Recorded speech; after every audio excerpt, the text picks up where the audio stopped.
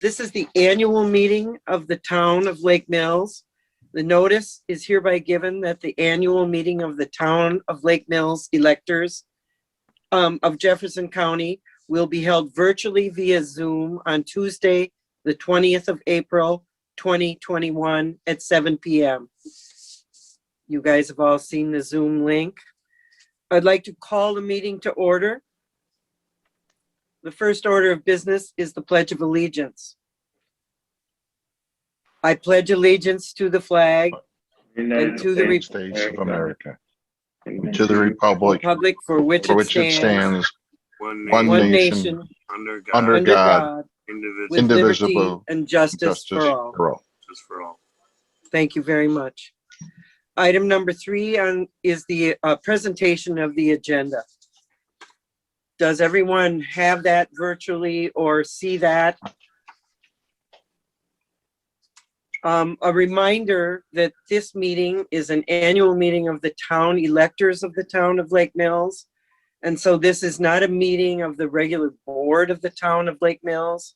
So all of you electors have a responsibility tonight to motion, to read, to second, to discuss, and to help us get through this annual meeting agenda. So I would like to call for a motion to approve the agenda, or to approve the agenda.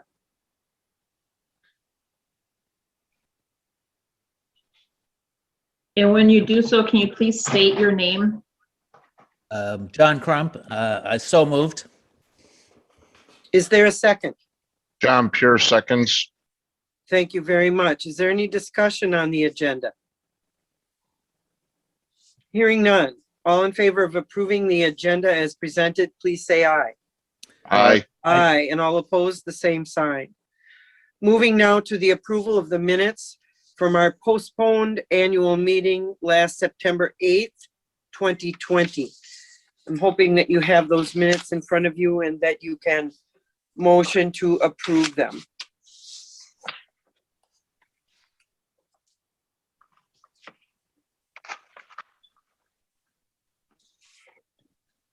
This is Jim Hines.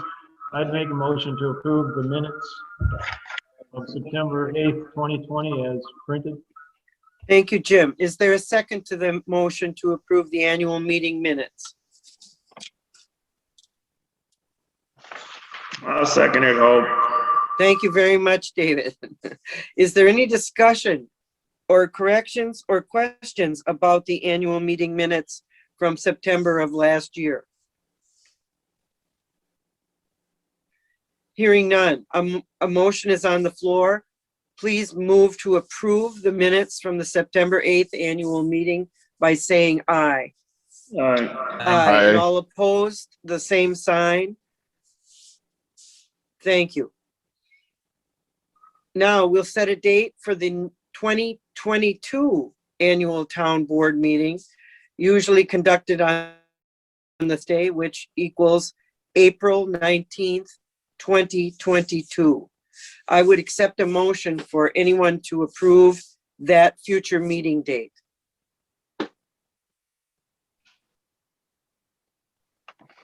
John Crump, so moved.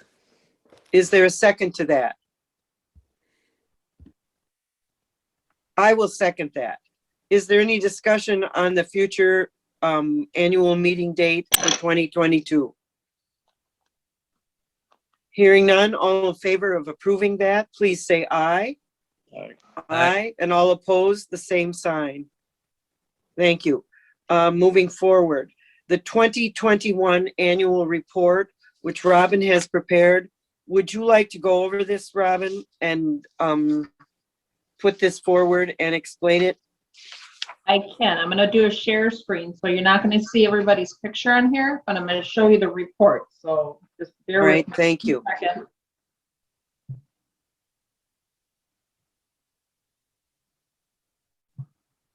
It takes just a minute to get it set up here. So.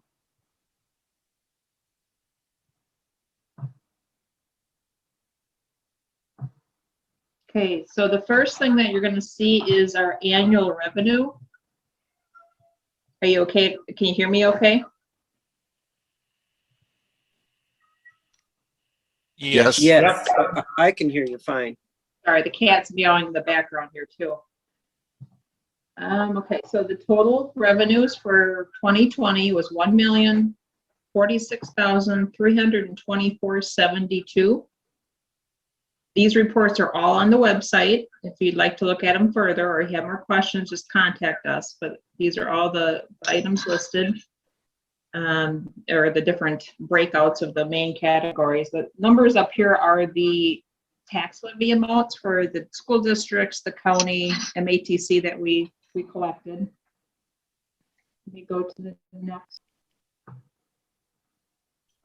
Okay, so the next one we're going to look at is going to be the expenditures for 2020. These are all the different main categories that we have for the town. I gotta admit 2 people into the group here. Okay, so the total expenditures for 2020 was $1,021,870.89. And we'll look at the pie chart down here, which breaks out what was spent in each area. Obviously, sanitation, garbage, and recycling pickup is one of the larger costs. Fire protection is another one of the larger costs. And this is debt service over here. So this would be the loans that we take out each year to do road work.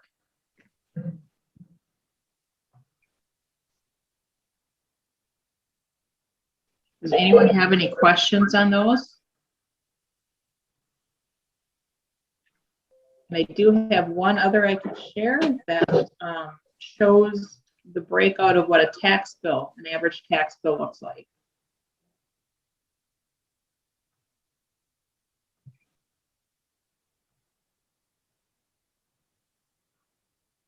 Thank you, Robin, for preparing those. I think the pie graphs and charts are very interesting and really help taxpayers in our township to understand where money is spent, how it is best spent, and how it is apportioned to all the other services that we subscribe to.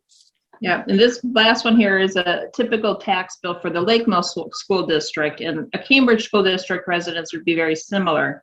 This is the breakout of how much of our tax bill goes to the school district. This is how much goes to the county, the town, the roads loan that we take out, and then the MATC portion. And again, if anybody would like to look at these more closely, they're all available on the website.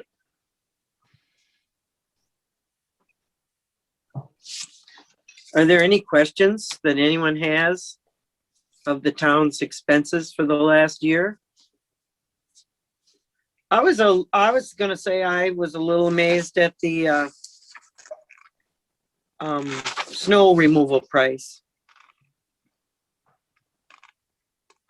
$60,973.97. I'm sure there was a bill from December that was added to that. The December before.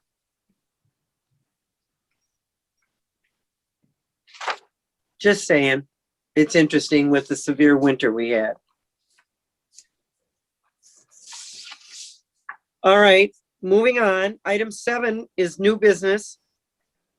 Discussion of the Cambridge Fire and EMS Department Addition referendum. I would open the floor to anyone who has anything they would like to say about this. This is a decision that we as a town need to make, being 3% of the Cambridge Fire District. And I'm sure there are some people who will have something to say. This topic is also on the agenda for the next meeting, the next regular meeting of the town tonight. It comes under old business, discussion and decision to discuss the development of the future expansion of the Cambridge area fire and EMS station. I guess I'm not so sure I'm looking for a vote under new business, but definitely under old business. So if there's anyone who would like to speak to this at this meeting, I would welcome them to take the mic. I think, Dave, if you could explain what it is that the electors need to vote on at the annual meeting, because it is a little different than what the referendum itself was. Yeah, actually, the referendum did include the purchase of the property, and also the addition, but the reason we have to have electoral approval tonight is because of kind of the purchase of that property. So, and actually, the town would not have had to have even ran a referendum because it could have been just strictly a electoral approval and then approval by the board. So, but since we, decided to take a poll of the people, that's why the referendum was ran. So anyway, that's the reason why we need electoral approval to move forward on this project. So there does have to be a vote tonight, because if the electors turn it down, we can follow that vote, or we don't have to, but we do need their vote.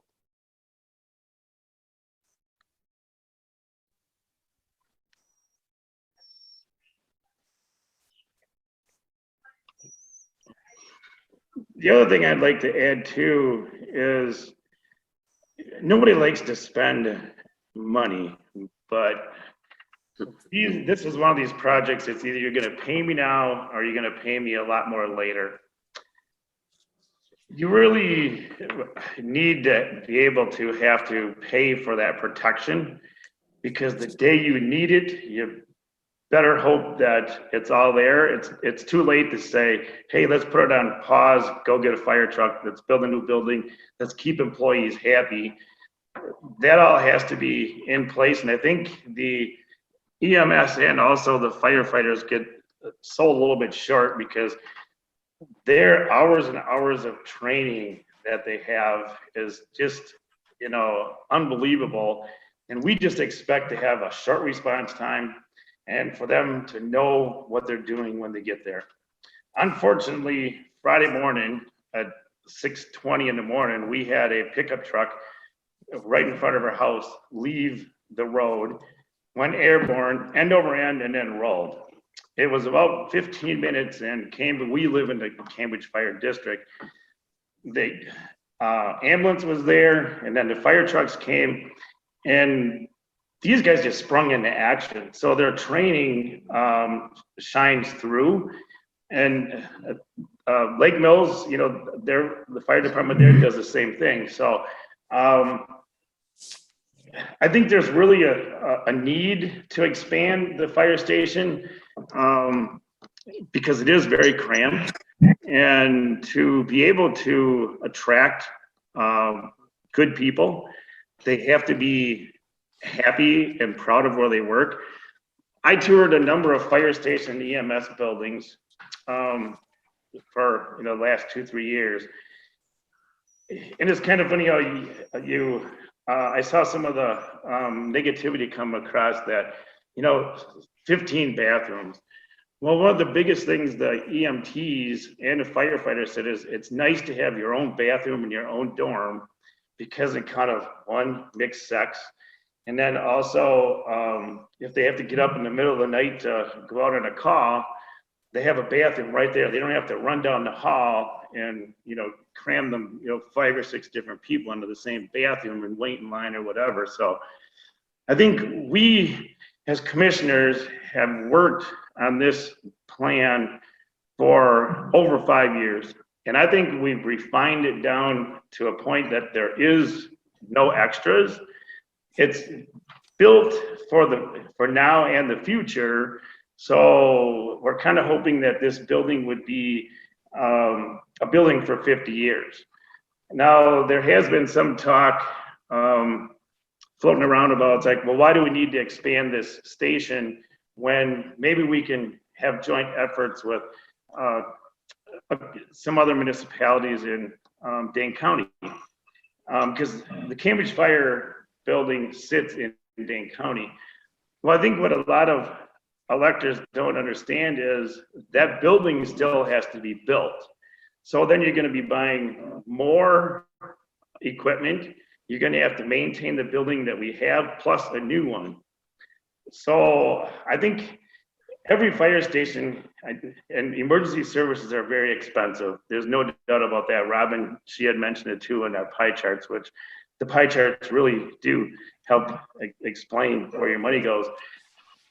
Even if it's, a Mavis call, box alarm, or whatever, a change of quarters, you still need a very, very well-prepared emergency services. So that's my dog and pony show. I could preach the preacher, but I think that's, some of the reasons why I'm in favor of this project. So is there anyone else who would like to speak?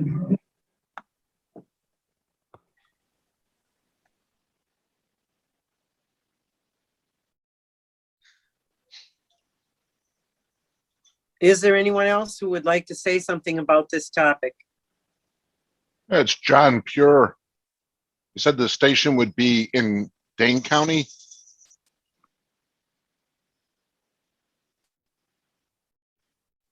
Yeah, the station and the present station is in Dane County.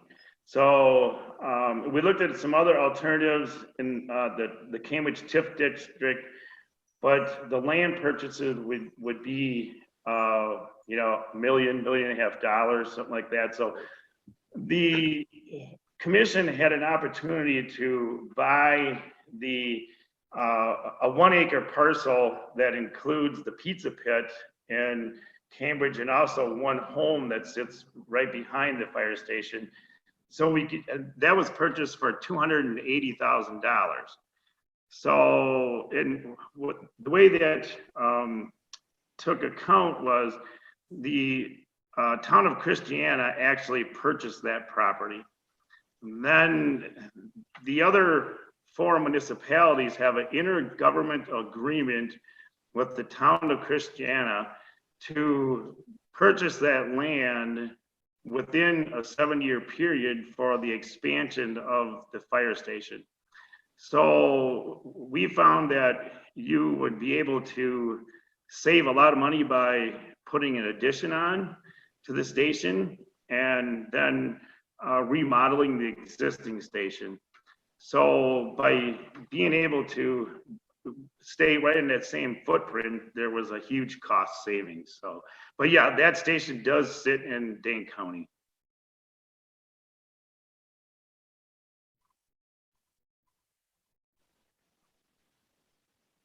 Does anyone else? John Pure again. Go ahead, John.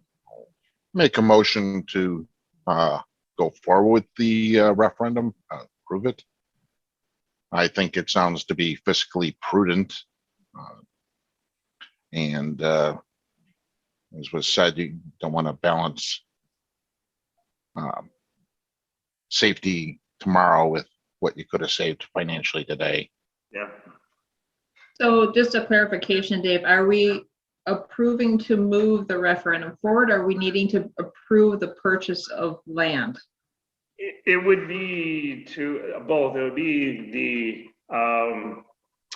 the approval to purchase that property from the town of Christiana and also the addition and remodel of the fire station. Now, and that is still, it comes with the not to exceed 317,000 and some change. So if there's any change in that number, then we have to come back to the electors to seek additional approval. Talking with Devin from Keller, the architect and also the potential builder of this station, still feels that we can stay, even with today's increased cost, still can stay within that $6.5 million. Because actually the cost of the building right now looks like 6.2, but we had an additional 300,000 to make the total of 6.5, just in case there's some unforeseen overruns and stuff like that. So. Okay, so let's go back and clarify what the motion should be, Dave. So you're getting a little too lengthy here. So what I'm understanding Yeah, is that we need a motion to approve the purchase of the additional land, which is the pizza pit and that extra house property of 1 acre. And we are also approving the addition and remodel of the existing building for the Cambridge Fire Department. And if that's correct, then we'll need Mr. Pure to amend his motion. and that is correct. So John, will you amend your motion?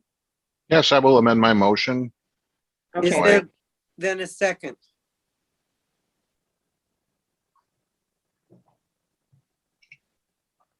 we need a second to move forward. I'll second it. Name, please. Dan Schultz. Thank you. All right, we have a motion on the floor to approve the results of the referendum. And as you know how that motion read, with both those caveats of the purchase of the land and the remodeling of the existing building.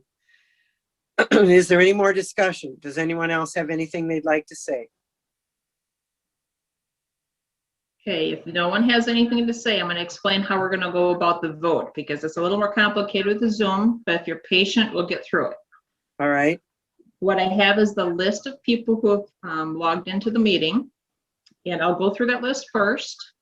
There are some people that indicated in the questions that they do not want to vote on this item. Some I know for sure are not in the town. Everybody else is a town resident.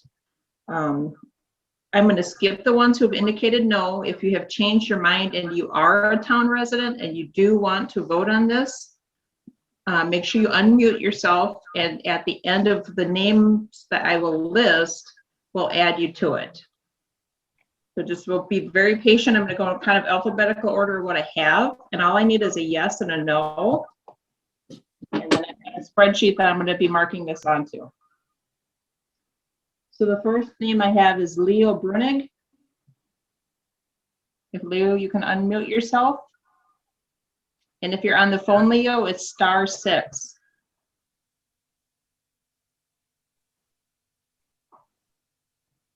Can you hear me now? Yes, I can, Leo. Thank you. Okay, no. Okay. Next name is Thomas Buchel or Buchel. Yes.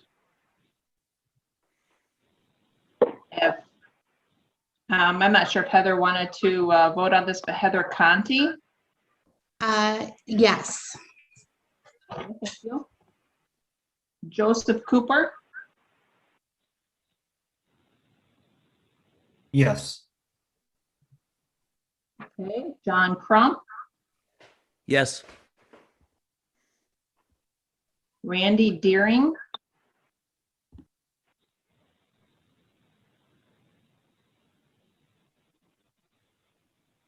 Randy Deering.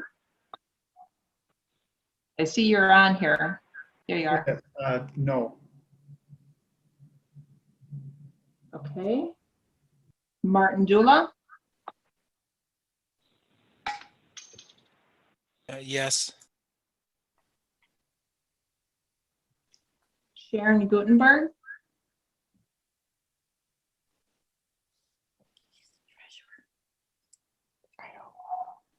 Yes. Okay, now Sharon, was Charlie going to vote as well? No. Okay, so you voted yes, is that correct? Yes. All right. James Hines, Yes. Hope Ostijk, yes, okay. Aaron Johnson.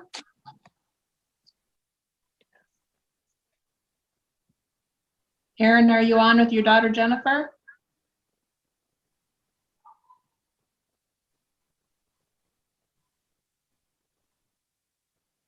All right, we'll give him a second to maybe adjust here. All right, we're going on to. I'm sorry. He's not here. Thank you. Okay, thank you. Margaret Krieger? Yes. I'm not sure if Kurt is on, Kurt Orcott.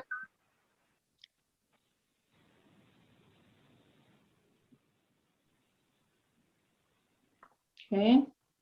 Moving on, Dan Pyrick. Did I have that Yes. correct? Yes, you do. Yes, And the vote is yes. Okay. correct. Tom Pezzi.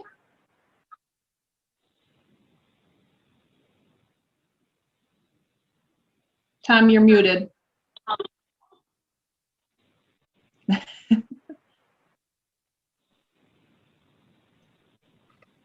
Yes, Okay, gotcha, Tom. thank you. John Pure, Yes, Lynn Pure. she's not here. She's not. Okay. Moving on. Dave Schrader, Yes. Diana Schrader, Yes. Dan Schultz, Yes. Becky Schultz, Yes. Larry Sieb, Yes. Stan Simnowski, Yes.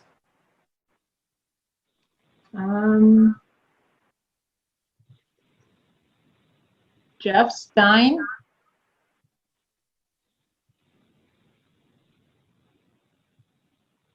I don't think I saw him log in. Susan Trier, Yes. okay. And I have myself, because I'm next in alphabetical order, and I would vote yes. Wendy Davies,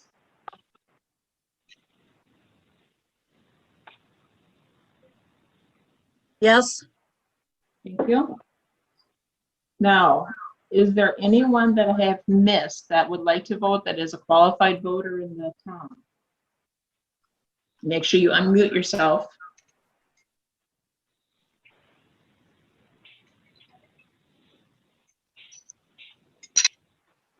Okay, I'm not seeing anyone. I think we've heard all voters, Robin, and obviously it's unanimous. It is, it's 21-2. All right, thank you for conducting that. Right now, I think it's time to say thank you, Dave, for continuing to serve on the Cambridge Fire and EMS Commission. I know you've attended a million meetings and it's been a wild and rocky ride, so appreciate your service there. You're welcome. We'll move forward to the next meeting. So you, Item 7, announcements. did we clarify that that passed unanimously and it carried? Yes. Okay, thank you. Are there any announcement, or does anyone want to have anything else to say tonight at this annual meeting of the electors? I guess I'll make a couple of announcements. You know that the town of Lake Mills is engaged in a process of perhaps seeking a new site for our town hall and redoing the building of our town hall. And as we proceed with that, I think it's going to be important that the electors are informed and involved. And one of the things that the town needs to do before it sells, buys, or does anything real estate wise is then come back to the electors for that support. So I wanted you guys to know that that is something that is on the horizon. Also, thank you for all the support we've had to get this through these last several months of COVID. Having a pandemic has been kind of a headache for the town board, but I think we're getting the hang of meeting like this, and I think it's been a real smooth process. So thank you very much. Does anyone else have anything else they'd like to bring before the town of Lake Mills? One thing, Hope, that on our last annual meeting we had in September, we already do have electoral approval to sell that property on Conservation Road.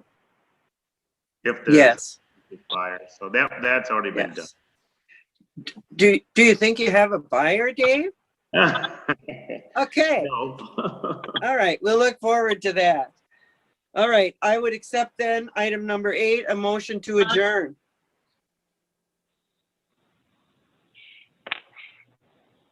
I will so move. Is there a second? Second. The annual meeting is adjourned. I think we'll take a few-minute break here, correct, Robin? Take a few minutes and then move on. For those who don't plan on staying on for the monthly meeting, you can certainly log off now. Obviously, we encourage you to stay on if you'd like. Yeah, Take a few minutes and then our new chair will call a public hearing to order. Thank you. Hi, good evening, everybody. It's April 20th, 2021, and I'd like to call the April monthly meeting. hold on, Tom, we got to do the public hearing first for Martin Dula. I know it's a little confusing, but that's a separate notice. Oh, So just call that to order and then I'll explain what it is. is that, I don't see that listed on my thing here. It's further down, I think. Yeah, and we have to do a public hearing prior to the meeting. It was, like I said, it's a separate posting. Okay, So if you call the public hearing to order and then I can go from there. okay. I'd like to call the public meeting to order. Okay, so we have a public hearing for Martin Dula, who is asking for a conditional use permit to have a special event site at his location at W8525 Finch Brothers Road. And it will be discussed by the town board after the public hearing. Of how this works is if there's anyone from the public who would like to speak on the matter, this is the time to do that. And the chairperson will call for discussion 3 times. If there's no discussion, then we can close the public hearing and then we'll move into the monthly meeting. Does that make sense, Tom? Yes, it does. Okay. So call for any discussion 3 times. Gives everybody the opportunity. I will make the first call for discussion. Yeah, this is Dan Perrick here. I just have a question on this. I'm Marty's neighbor here across the street, down a little bit. And I'm just put it straight, I'm in support of what Marty's doing.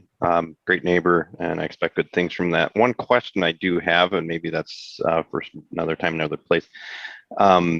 With regard to a change like this, are there anything in that town ordinances regarding, I trust Marty, but I'm thinking long term, 5, 10, 20 years down the road, as far as like late night noise, that sort of thing. That's my only concern. And I know Marty's not going to have we won't have a problem with that with Marty.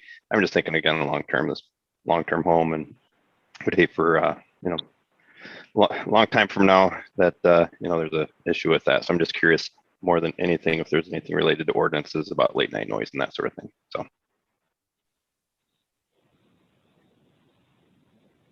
Thank you. Jim, do you want to address that one? We do have a public nuisance ordinance, which, I think it's because you and Dave are too I close know. together to your laptop.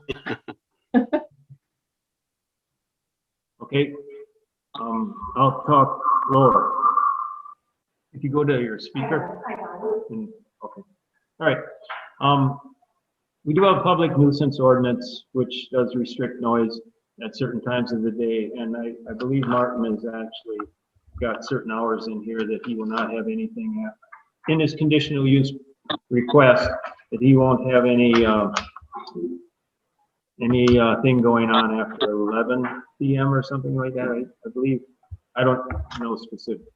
Maybe Martin can answer. I was saying the noise, any noise would be, any loud music or anything like that would be done at 10 p.m.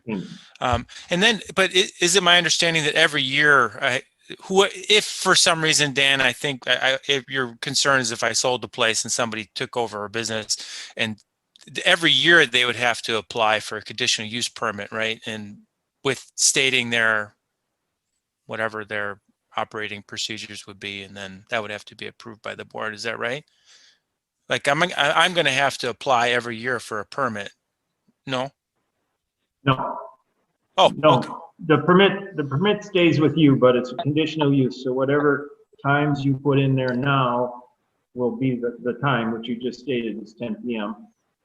If you decide to change anything on your conditional use, then you would have to reapply. Okay. With your new condition. And that conditional use would only go with you. So the next owner would have to reapply if he wanted to continue the same business. Okay. And it's a new conditional use. Well, thank you so much. That explains what I needed to know. And again, I looking forward to having Marty work on this event place, and it's exciting for the neighborhood, so to speak. And I appreciate your explanation of how this works. Thank you. Welcome. Dave Larsoul, Lake Mills EMS. If you could just send a copy of that to me or have it sent to me, just so that I have an idea for first aid. And just so you know who that is, Martin, Dave is part of the Lake Mills EMS. Okay, hi, Dave. Now, Dave, do you want me to send you something like the, or were you talking to the board? I was talking to the board. Okay, okay. Shoot. I believe we can accommodate that. Mhm. Is there any other on the first round of discussion? Yeah, this is Tom Pezzi. I would just like to voice support for what Martin's doing. He's been a great member of the community. And I have full confidence that whatever operation he runs, it'll be run well. Thank you.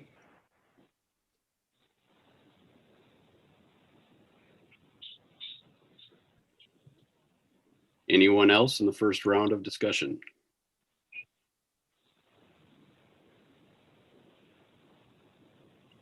The second call for discussion.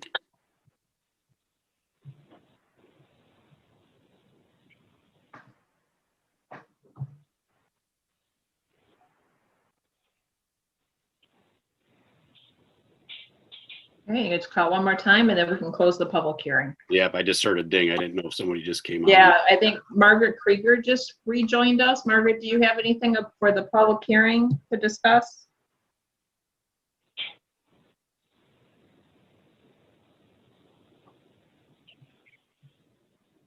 Okay, Yeah, I think we can move on. this is a third call for discussion. I make a motion that we close the public hearing. All in favor, say aye. Aye. Aye. Okay, now you can move into doing the annual meeting and we'll just do it step by step. Got it. Here we go. All right. It is April 20th, 2021. I would like to call the town board of the town of Lake Mills to order. The notice has been posted at the town hall and on the town website.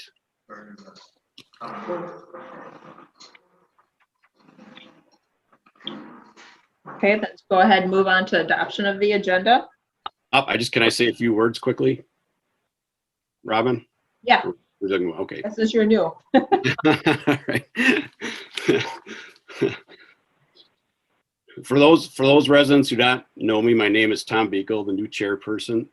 I would like to start off by thanking those that have served under the previous administration. Hopefully the board will unite to invite those individuals back for a short recognition ceremony in the future when we can all comfortably meet back in person. I feel that's the right thing to do. Service is not easy, and I think we all know that. I also want to say it's a privilege and honor to serve with the board, the committees, law enforcement, and for the town residents. I look forward to working with the team on aspects that will continue to improve our town. This will be done using a process that is transparent and communicative to efficiently and effectively come to resolution.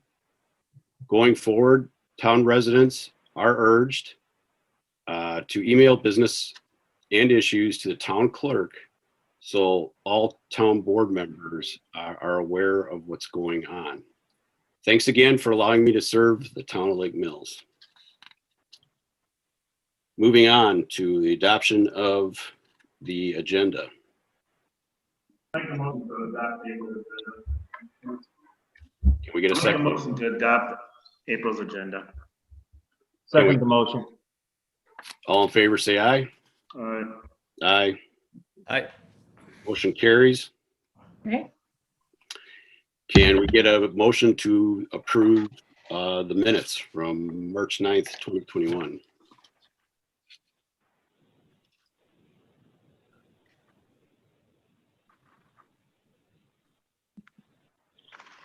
So moved. Tom Pezzi, so moved. Oh, no, we're in the monthly meeting now, Tom, so it's only the town board members that make the motions. But thank you. Thank you, Robin. I'll make a motion to approve March 9th meeting minutes. Second the motion. Second, all in favor, say aye. Aye. Motion carries. Can we get a motion to approve the treasurer's report? I make a motion to approve the treasurer's report. Second. All in favor, say aye.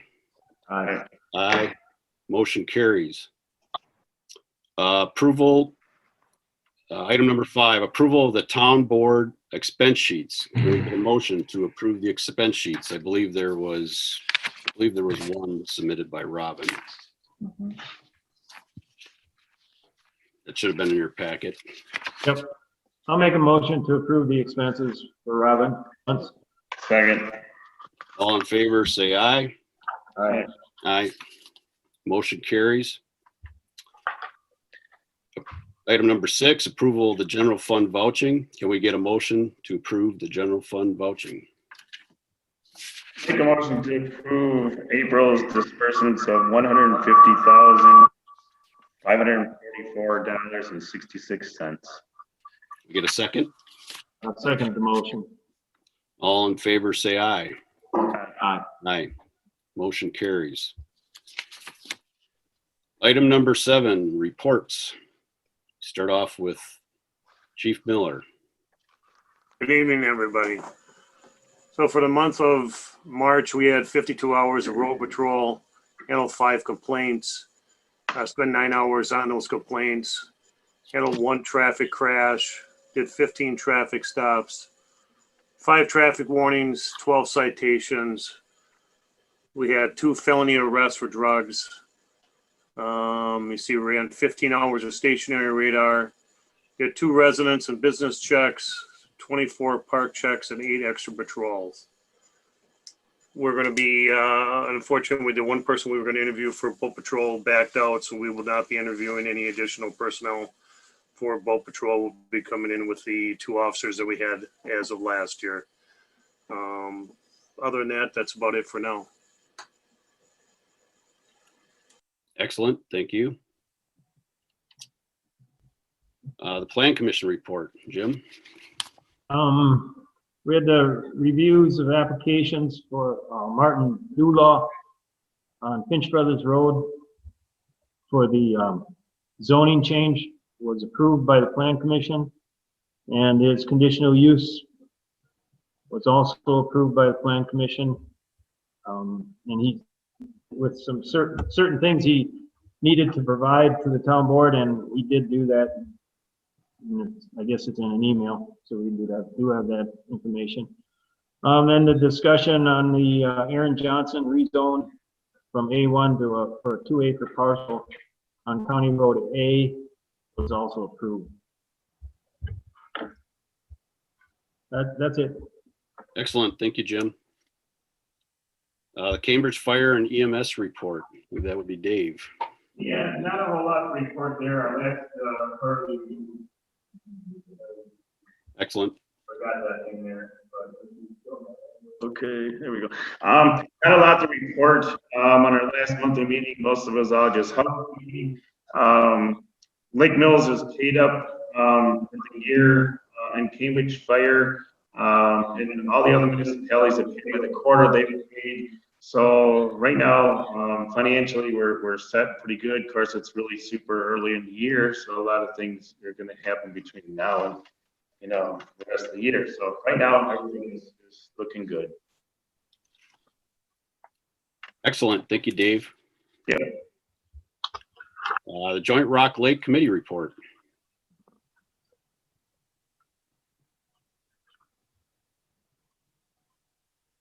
Is there anyone on here yet from the Joint Rock Lake that would be willing to give a report?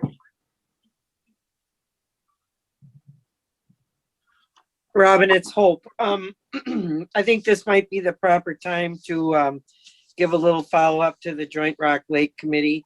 They did meet in April, and they are forwarding, they are waiting for the town board to act upon the Slow No Wake expansion that they want to do. They put that forward to the town board, and I think you guys need to move that forward to the next meeting and have a public hearing on that and see how people feel about that. Also, today I worked with Patricia Cicero and Marissa Ullman in the Land Conservation Department, and we interviewed 2 candidates for this year's Clean Boats, Clean Waters team.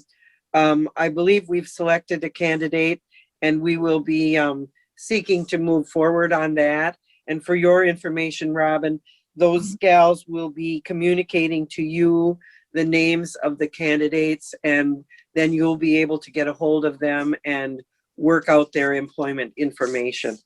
That Clean Boats, Clean Waters project for this year is an extension from last year due to the fact that we decided to ride out last year without any attention to our grant due to the pandemic.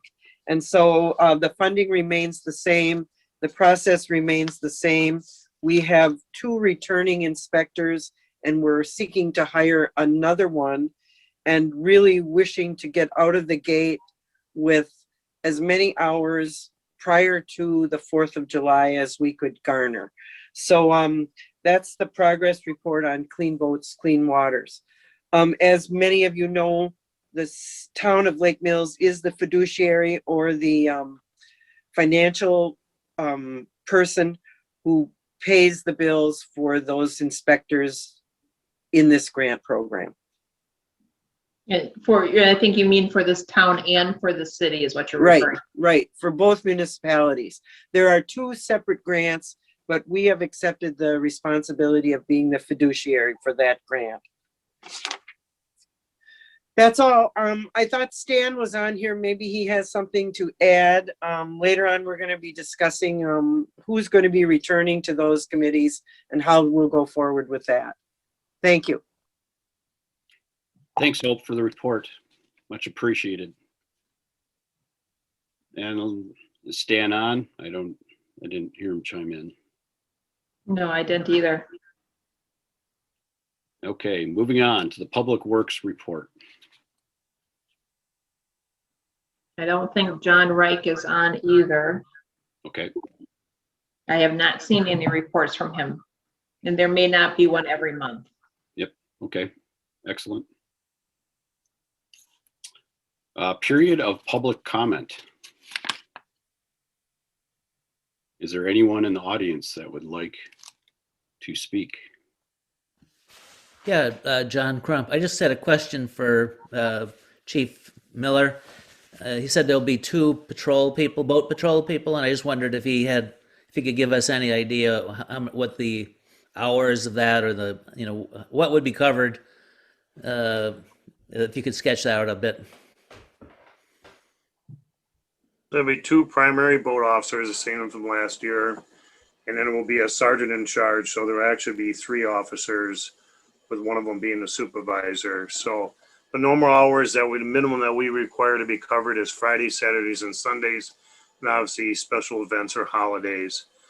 We try to put them out during the week, not for set times, but randomly, so people don't know when they're going to be out there. So we should have about the same coverage as we had last year.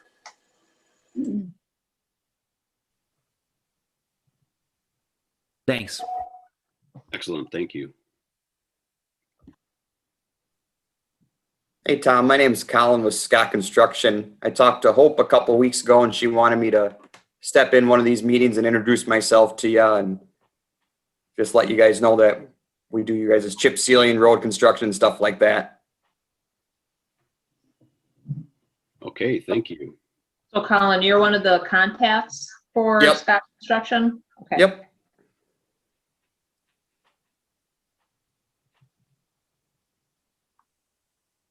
Hi, this is Wendy Catalani Davies.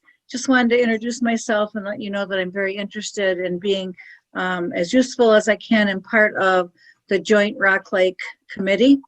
Been in the city for many, many years, over 40. As a summer person, as a resident of the city, and now a resident of the township. So if I can be of any help, let me know. Thank you, Wendy. Yeah, this is Tom Pezzi. I thought I was on the agenda to talk about the parking restrictions that were imposed at Ferry Park recently, sometime either late fall or early winter. I thought I was on the agenda. Is this the appropriate time? It's actually, there is discussion of the signage at Ferry Park a little bit later on. Right, thank you. Part away, you bet.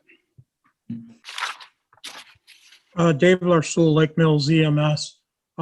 Just verifying that we are not having a event on June 6th for the triathlon, or are we?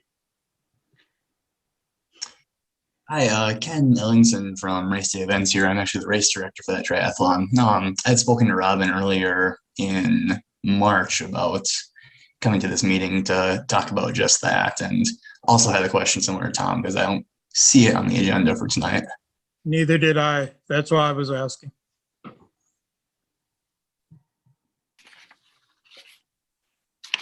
We had discussed earlier in there, just for the background of this, the town board had motioned to not approve any special event permits until the end of the summer.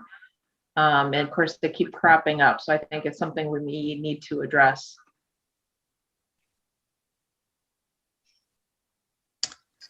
Yes, we will do, we can do that. But sorry, just for clarification, will we be discussing the Lake Mills Triathlon like I was invited to tonight, or is this going to be a separate discussion you all will be having regarding special event permits in general? Robin, I'm going to defer to you. Matt, are you still on? Because we had discussed a possibility of having to address these separately, because you two had said that they were coming to you for information. So Chief, if you'd like to speak a little bit on it. Sure, I'm getting calls asking or informing me that there are special events taking place in the township of Lake Mills.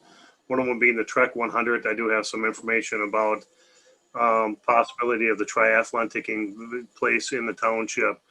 Talking with Robin, my understanding is that no permits will be issued until September. It does cause a problem for me in the fact that there is a enforceable violation if those events take place within the township, and I would be seeking direction from the town board as to if they're going to suspend any type of enforcement action or if they're going to change their minds and start approving or looking at the special events. So I am looking for a direction in that area because I am getting phone calls asking if those events can take place in the township, reference the enforcement part of it. Thank you. Thanks, Chief Miller. May I ask you who informed you that it would be on the agenda tonight? Robin, I have the email pulled up from March 10th where we communicated that. And we had brought it up for the public comment part because, as we had said, you need to ask for kind of like the regatta's asking for a reconsideration of the application. Yep, and I had asked Hope that initially when it was, and then it was then kicked back over to you, Robin. Okay. Is this something that we need to consider a special meeting for to discuss just the special events and how we're going to move forward with these? I think Matt definitely needs some direction, and obviously these event organizers in general need some idea what they can or can't do. The EMS will also need to know as well. Robin, what is the date, or what was the projected date for this? Ken, what was the date of your event? June 6th. So it could be on the May's agenda, right? Yeah, either that, Jim. What if we discuss that during road tour? We could have a meeting prior to road tour and post it. Is that what you're thinking, Dave? That's what I was thinking. I don't know what everybody else thinks, but I think that would be this is Hope. I think that would be a really good idea. You know, when we made the decision to postpone all special events permits we were still battling with COVID, and we are still battling with COVID. I guess I feel a little differently about events that are individual events like a regatta, as opposed to a mass start when it comes to something like the Trek 100. I believe that that's not what I meant. When it comes to a mass start, when it comes to the triathlon, I believe the Trek 100 date has been moved to the very end of August. I guess I would feel a little differently about that date, hoping that everything is going to fall into line and things are going to go smoothly. But I think this decision that we made is something that should stand. And if you guys want to renegotiate that, your road tour would be a perfect time to do that, because that will be a posted meeting. Correct. To bring up for consideration, the triathlon is not a mass start. We are wave starts, and with regards to COVID, we are spacing out these waves even more. And from my understanding as well, I believe the only portion of the triathlon to go into the town is the bike course, but correct me if I'm wrong there. Which area again, Ken? The bike course. And you're using the roads and the trail, correct? The bike trail? Yes, but the bike trail is DNR property. I was under the impression of. The Glacial Drumlin Trail, correct? Right. This is Hope again. I have reviewed Ken's plans, and I think that this group has done just about everything they can to protect and to provide for the participants. I guess I still have reservations with all of the safety warnings that we have to condone this, but I do think that he's done an excellent job of planning, and I don't want to ever appear to be unwelcoming to your group, because you've been such a good group for us all along. I do think there are some safety considerations to consider. Robin, so there was an application filed for this event, regardless that the board had decided not to accept or review any applications until September. I'd have to look back if there's an actual application. I know Ken had emailed me in regarding this. I have not submitted a formal application just because I was informed that the town was not taking any. Okay, right, and I guess that's understandable. COVID's been a very strange time. I also want to say that I am also very welcoming to these ideas. You know, as long as applications are filed and they're met, I believe it's 60 days. Or we have those applications 60 days before the actual event takes place. We obviously want to do things, have things happen in the community, but we want to make sure that number one, they are safe and that they're done the right way. So it does take an intensive safety plan, which doesn't, from another application that I reviewed, doesn't necessarily always happen. And from the hearsay, I don't think it always happens. So filling them out, accurately and filling out all the required information is key to having any chance at an application being reviewed and accepted. And I think if we're going to be reviewing these events under COVID situations, I think it's going to be really important for COVID to be addressed in these applications as well, if the town's going to be looking at them. Because Ken and some of these other events, and because of the motion that was made by the town board before, are we going to be holding them to that 60-day application if we want to review these at an upcoming meeting specifically before the road tour? I think we should. I think Dave was right in addressing this on the road. Addressing what we need to address to decide whether we're going to waive or forgo the September start date for this before we do that. I will say I think because we are in such a strange environment, should provide a little bit of leniency. So if you do decide, it would be a recommendation to the board to at least consider that and, make an exception. Okay. Can I make a You're comment? correct, Tom. And I think before we discuss any more special events, if we have the discussion on road tour, then we can set the word out and then we can take a look at the individual events in May's meeting. Okay. Hi, everyone. It's Dave Reese, and I'm item 9E with the regatta. And so I did submit an application some time ago and have been communicating with Robin and have detailed in my application how we are COVID safe kind of to the extreme. So anyway, we don't have to talk about it right now, but I wanted to make sure that y'all know that I'm here and am part of this decision, I guess. So, and our date is May 15th. So if we're talking about delaying this discussion further, I was hoping to and respectfully request that I can get a consideration on our event this evening. Thanks, Dave. We'll be reviewing that a little bit later here. Okay, thank you. So I will say at this point, we'll work on putting that meeting together for the road tour and then to address the special events and possibly changing what the board had decided earlier about that September meeting. And then in the meantime, Ken, if you work on putting your application together so that if they are going to entertain it at the May meeting, it's ready to be submitted. Okay, wonderful. And I will include a safety plan as well.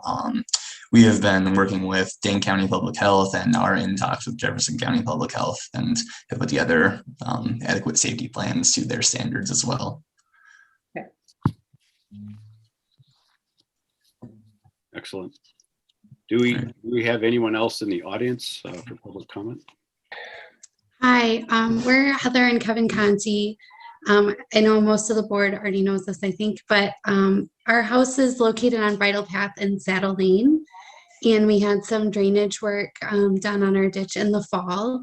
And I know I sent an email to Robin with some pictures, but we've had a lot of standing water along the entire length of our property now in the ditch.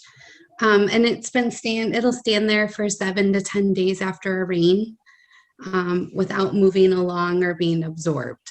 So we just wanted to kind of touch base on that. And I know we have a new chairperson too, and just see if there's anything you needed from us or anything to consider. Yeah, I can honestly say I did glance at an email that was sent. The more pictures that you can provide for the board is beneficial. And I'll leave it up to the board, individual board members, whether they want to stop out and take a look at that for you. But obviously it sounds like an issue. I never, we always want things to drain appropriately. But I know new subdivisions especially can be a challenge. We can also look at that on road tour, put it on the list. Okay. That would be great. I'd just like to say we are probably one of the only houses, if you walk around the entire area here, we are the only house that has this problem. I mean, you can definitely tell. So it's just kind of weird. Why is it us and no one else in the neighborhood? So. Thank you for bringing it to our attention. Okay. Like Jim said, that's a good opportunity on the road tour to take a peek at that. Okay, and then just let us know if you'd like us to send more pictures at different times throughout the rain season or anything like that. We're happy to do that. This is Hope making a comment, just saying, we've worked together. Kevin and Heather and I have worked together along with Mr. Forrest on this project. Jim's been out there. I know Dave has been out there. This is the perfect thing for us to look at during our road tour. And you guys have some suggestions, and I'm happy that you've come forward again to talk about this. So this will be one of those things that we'll hand off. Thank you. Thank Okay, you. thank you. Thank you very much.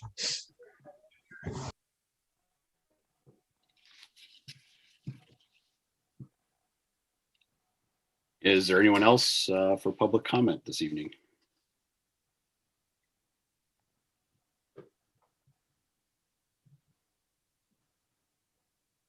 I don't see anybody else trying to talk with mute on or anything, so. Okay, sounds great, Robin. Appreciate it. Active night, but that's good. I like that. Applications, bullet number 9. A discussion and decision of request made by Martin Dula to rezone parcel number 180713211000 acre lot on Finch Brothers Road from A1 exclusive agricultural to A2 agricultural and rural business.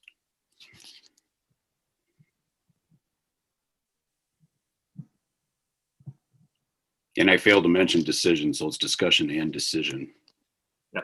So Martin, if you want to tell us what you want to do.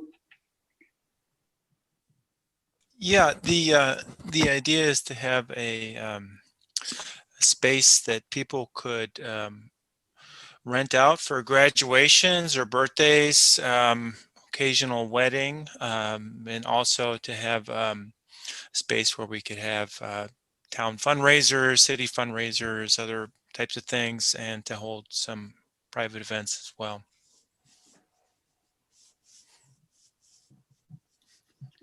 Jim, I know that he sent in some materials a little bit later on in an email. I'm not sure that those were there at the Planning Commission. No, they were not. They were not. Okay. I don't know what your thoughts were on it. And there's really, everything looks to be or appears to be in order. However, just knowing that area, the barn, I'm not sure, what they will set as capacity inside that barn. But I know there was a number of parking spots on there, and I believe it's grass parking. Is that correct, Martin? Yeah. And actually, there's been an interesting development. When I talked to Jason Forrest, he suggested, like I said, attached on that email, there's an easement that was reserved for Dennis Alaska to get back to his property in the back behind Jason's place. And I talked to Jason, and I just actually talked to Dennis Alaska just a couple of days ago.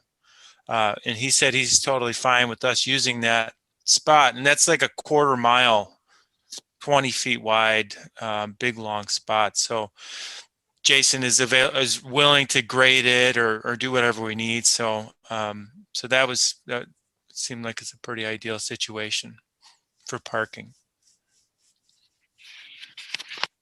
Okay. The one thing I just noticed on the plan, and I would just highly recommend it, maybe but when you go to the county board. Yeah. Because I'm a big guy, being from the greenhouse and nursery industry on flow and how things flow within an area, and what I worry about is capacity in the barn. And overflow and where those people actually would be, because it looked like the majority of the parking was at, the area outside the barn was parking. Yeah, these people wandering around a parking lot. We just want to make sure that you would want to make sure that you have good protocols in place there. Yeah, obviously safety is the first primary concern with people, and that's why I think it's ideal to have it offsite if we can, so that the actual the big field and the little field where I had lined out for parking, that people could just enjoy that and not have to really worry about cars coming in and out. But like I said, initially what I really want to do is have events where I can really kind of control the number of people who are coming in, just to kind of get a feel for how things are going to work, and I don't really think I have to worry too much about 600 people showing up the first time, but yeah, I'm certainly cognizant of traffic flow and keeping people safe. I have 2 questions for you. One is your parking is all going to be fair weather. So what's your alternative if it's freeze thaw, rainy?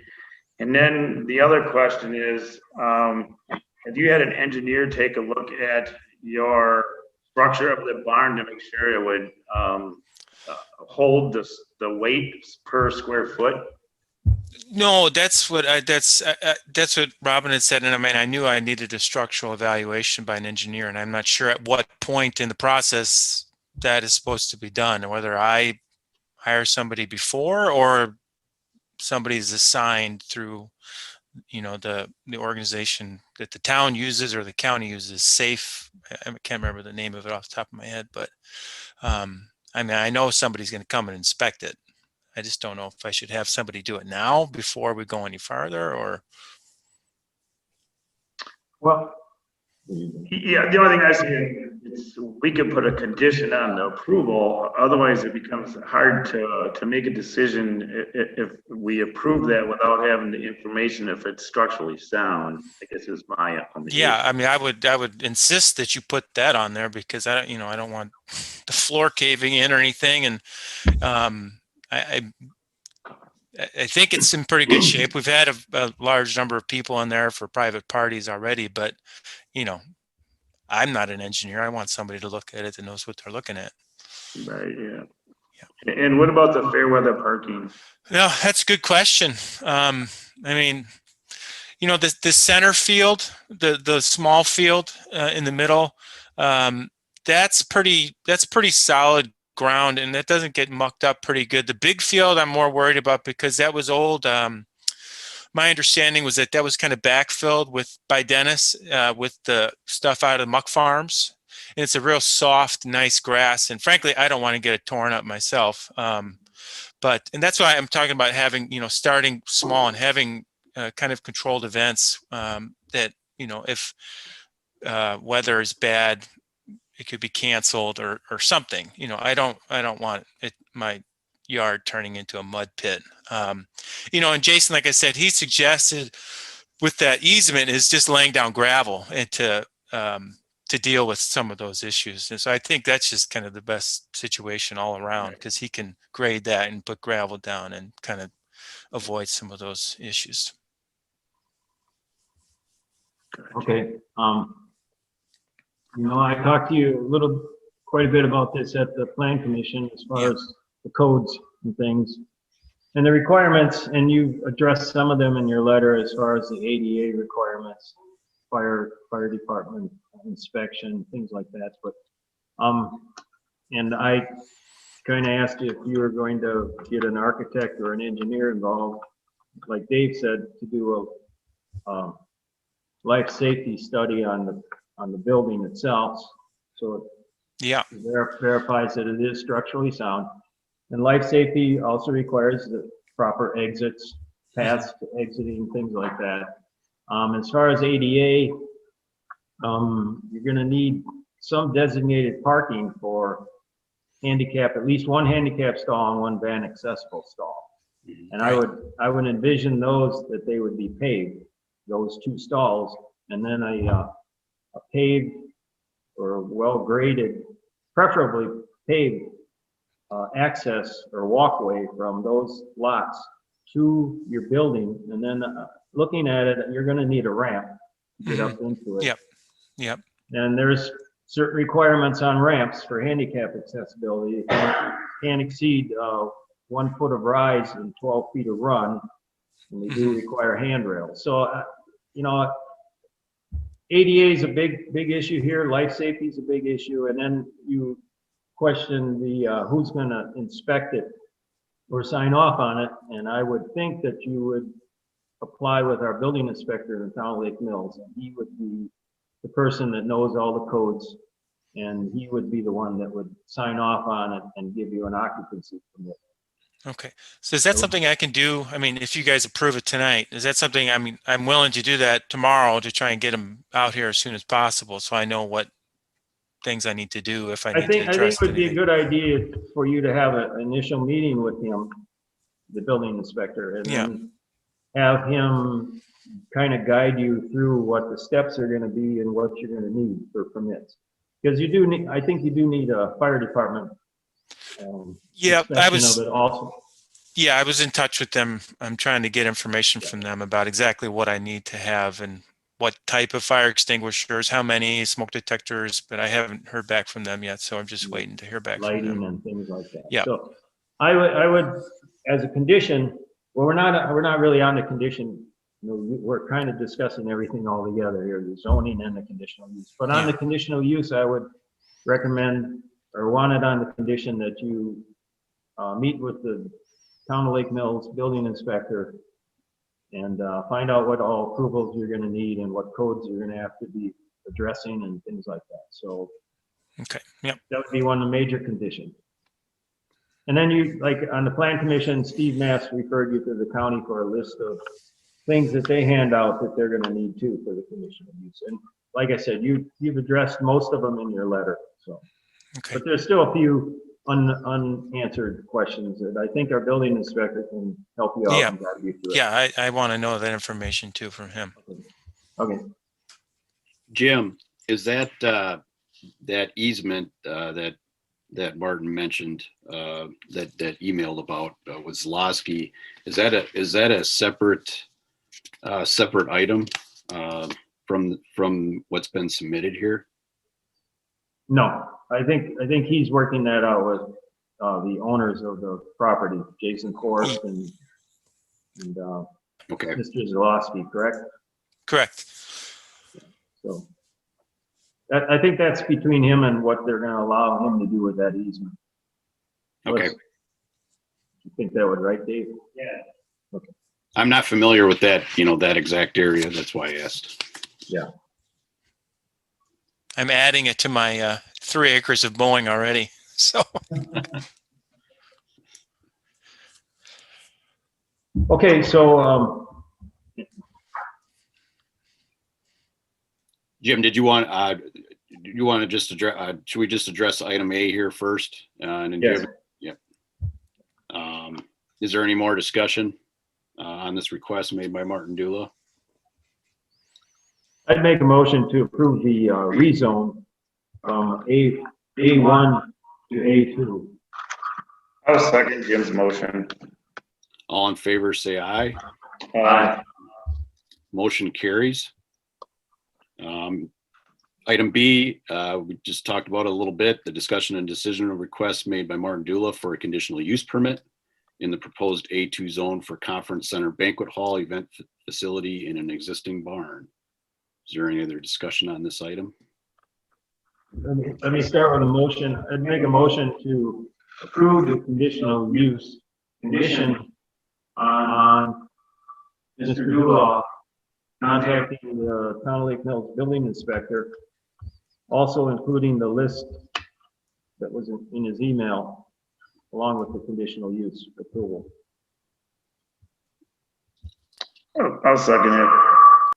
All in favor, say aye. Aye. Motion carries. All And right. you'll be applying have you already applied at the county? Yeah, that's where I had to start this whole process, and then yeah. Okay. So I'm assuming if you guys approve, then it's going to go to the county, and I'll try and get all that the building inspection done and the fire inspection done before the county meeting. I'd imagine that would be a good idea. So I'll get on that as soon as I can, and then should I have? Well, I'm assuming the town inspector will report back to you all, or should I provide you with a report if he gives it to me?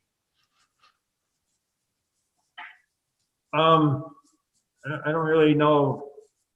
I'm not that familiar with the building inspector as far as what he does. Well, I'll be in touch with Robin, and she can communicate with you guys. Yeah, we can Thank do you. that. Okay. And I will be sending the, once I have Tom sign off on these applications, I'll make sure, Martin, that you have copies, and then we send our decisions on to the county so they are aware of what we decided. Okay. All right. Well, thank you all very much. Appreciate it. Martin, I wish you the best of luck, and I always say to people, over prepare when you go to the county. Yeah. Have everything in order, and Yeah. hopefully everything goes well for you. All right. Thanks so much. You guys have a Thank nice you. evening. Bye. You too.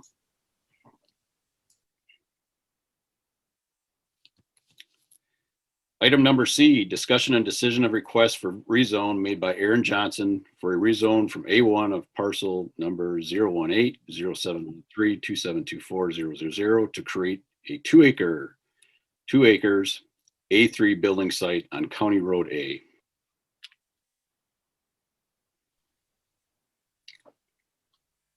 So, someone there representing? I believe Jennifer Johnson is on. Or she was. I wonder if we lost her. I know Aaron had not been feeling well, but Jennifer was on just a little bit ago. Okay, I can explain what he's asking for. He was at the Plan Commission and it was approved, like I stated earlier.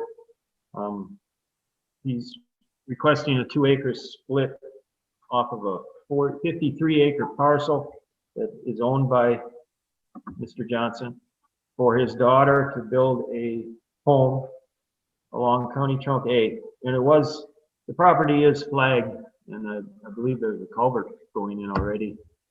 Just saw that the other day along County Trunk A. This is the only other split was Mr. Johnson's house, which is just to the north of this, off of this parcel. So this would be the second split, which is allowed because he has more than 50 acres, so he's allowed 2 splits. And I just sent Jennifer an email to see if she maybe just lost her connection to retry.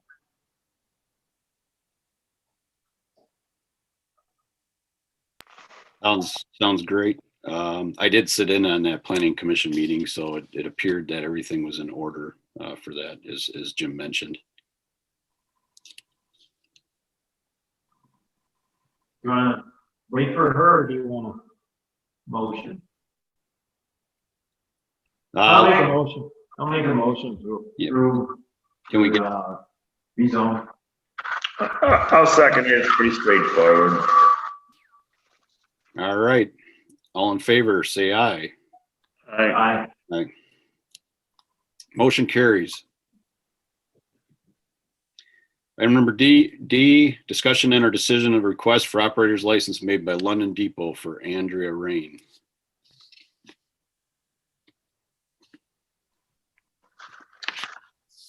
Matt, what is your thought on the DWI? I did not see anything that, in my opinion, would prevent her from having the license issued. Okay. All right.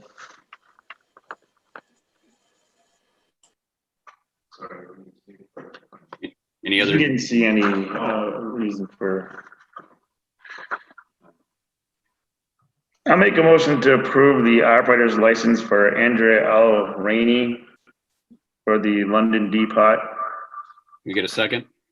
I'll second the motion. All in favor, say aye.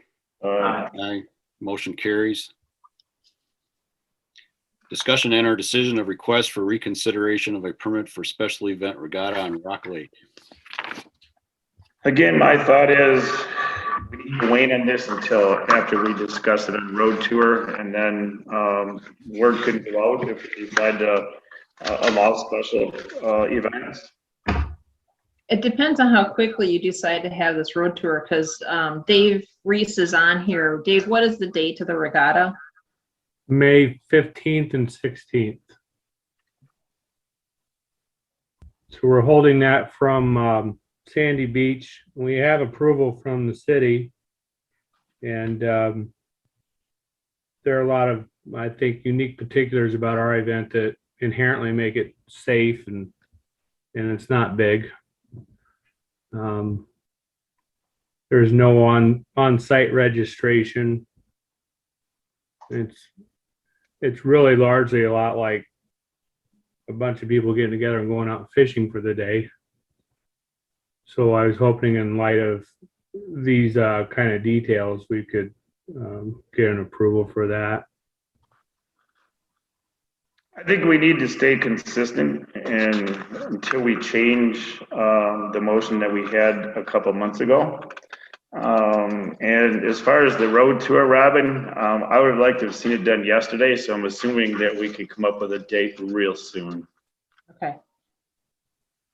Yep, sounds great. Dave, I did want to mention, I did look at this application and I do understand because of the interesting times that we're in. Pay attention to when it was filed, and just so you're aware for future reference that it is 60 days prior. And this was filed, I believe, on April 2nd, this application. And I think, you know, as Dave mentioned, we need to be really consistent in how these applications, the process for the application and how the application is filled out, and to make sure that everything is filled out that can be filled out. Because there was another box, whether a certificate of insurance was submitted with the town from a liability standpoint, and there was nothing checked off there. So I don't know if that was just because you're waiting to see if our September date was going to be lifted, or what the reasoning was behind that.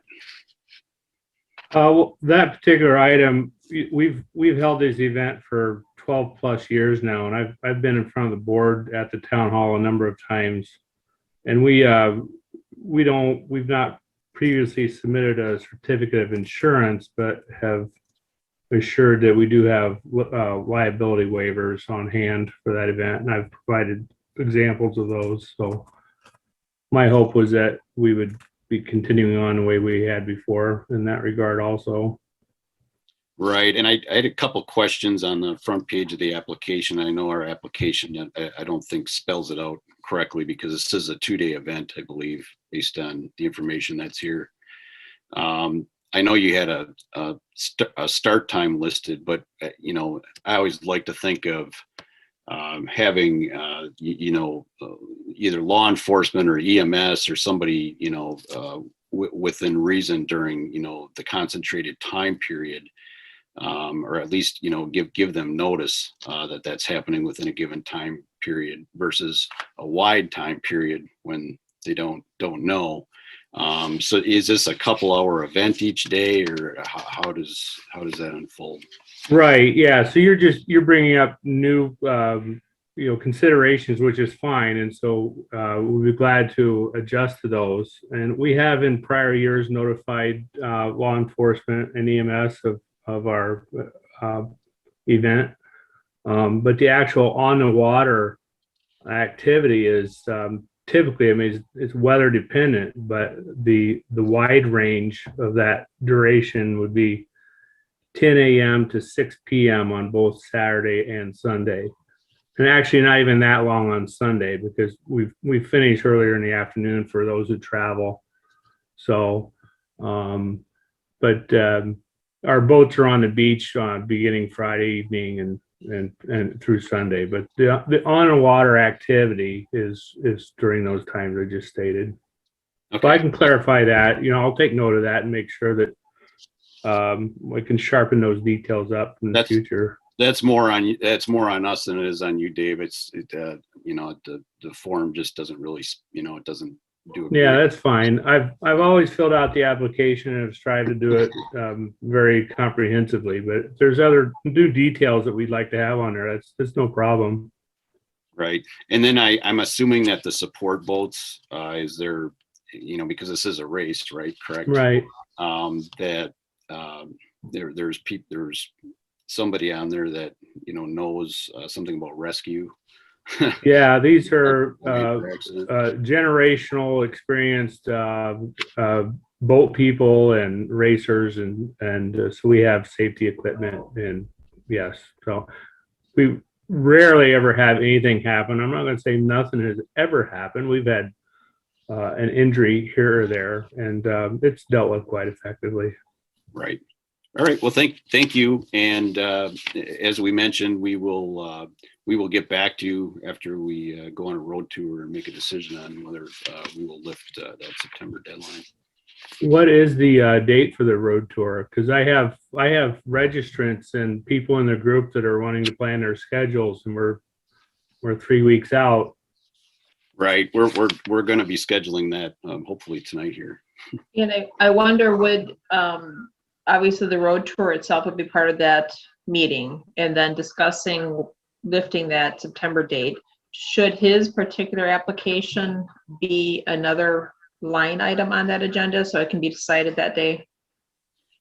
That's probably a great idea, Robin, if we do decide to do that. So you don't yet have a date for this road tour meeting? We do not, but we are going to be setting one very shortly, hopefully. Okay. Do you think that's a week out or 3 weeks out? Do you have any sense how far out that is? Because if it's 3 weeks out, that's my answer. I'll defer to the board on that, because I'm willing to go on a road tour ASAP. So I will defer that on them to see what. I would say stay tuned. Yeah. I know we have to have at least 24-hour notice, I believe, if it's a non-emergency meeting. So as soon as it's posted is when they can hold the meeting. Okay. I'd like to do it this weekend. It makes it difficult for me to manage. So, are there not any other activities going on Rock Lake until September?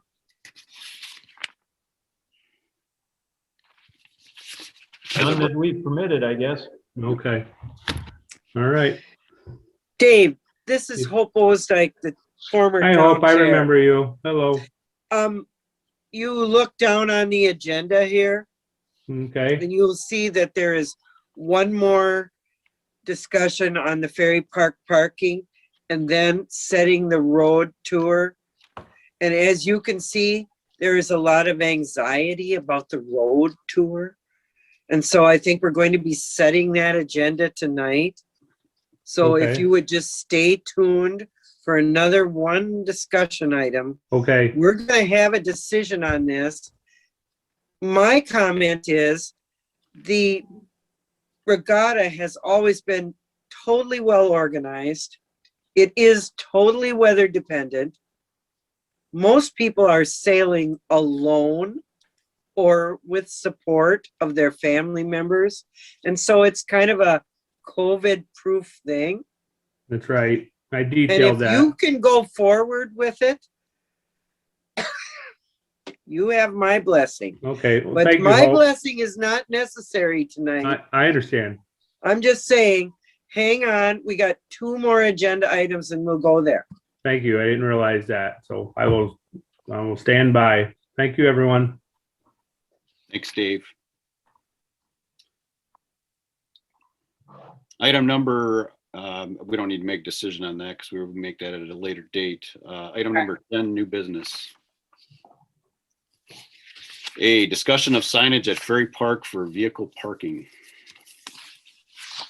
Yeah, this is Tom Pezzi again.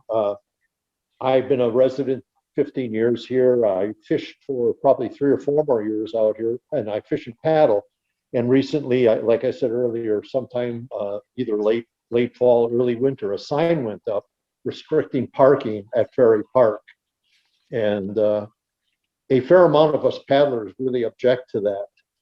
Number one, the sign isn't clear at all.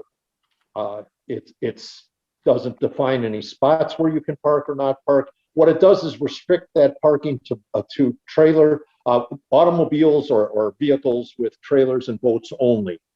A lot of us pay a lot. There are 16 people who pay for slots at the town rack, that canoe and kayak rack that's down there. By the way, that's one thing the town did that we really appreciate.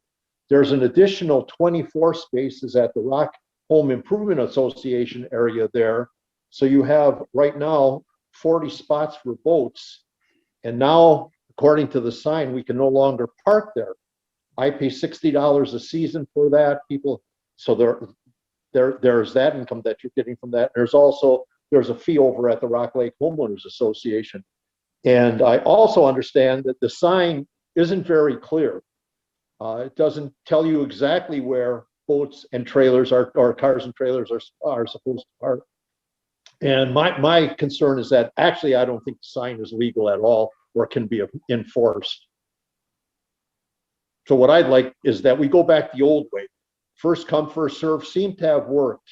I'd also add that I would say 80% of the time between, let's say, May 1st and end of October, there's always room down there for somebody to park.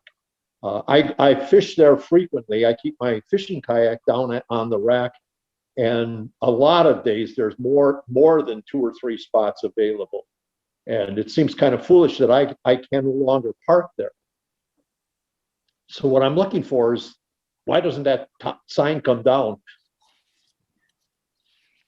I'd like to open up for discussion of the board here with those, with the comments that have just been made. Does anyone want to start? Because otherwise I have a few things to say about it. I wasn't aware that we put a sign up, so. So why don't I make the first comment, because I'm the one who said, I think we should put the sign up. Not that I'm still on the board, but here we go. I received a lot of complaints about Wood Hills Road, which is totally illegal. And I guess it's got to go back to remove the sign and first come, first served. And that's the way it's got to go down there. If we can't get along that way, I don't know how we're going to get along, because there's no real way to mark pavement, track voting, and that I recall. Okay. And I agree with that. I just followed Bob's lead. You know, we had some major trees come down there last year. We've had some discussion about how the parking is gone and whether the kayak rack was really working. And I got to credit Matt and Robin for pulling that together and making sure that the people that are on the kayak rack are paid, they're removing in the winter, and that things are moving along. We had major damage to that fee box down there, and that is something that got corrected this year. There's a huge hole, a big pothole that's been made from power loading on that launch, and it is affecting that roll-in pier. Later on in our discussion, we're going to hear from Joe Cooper.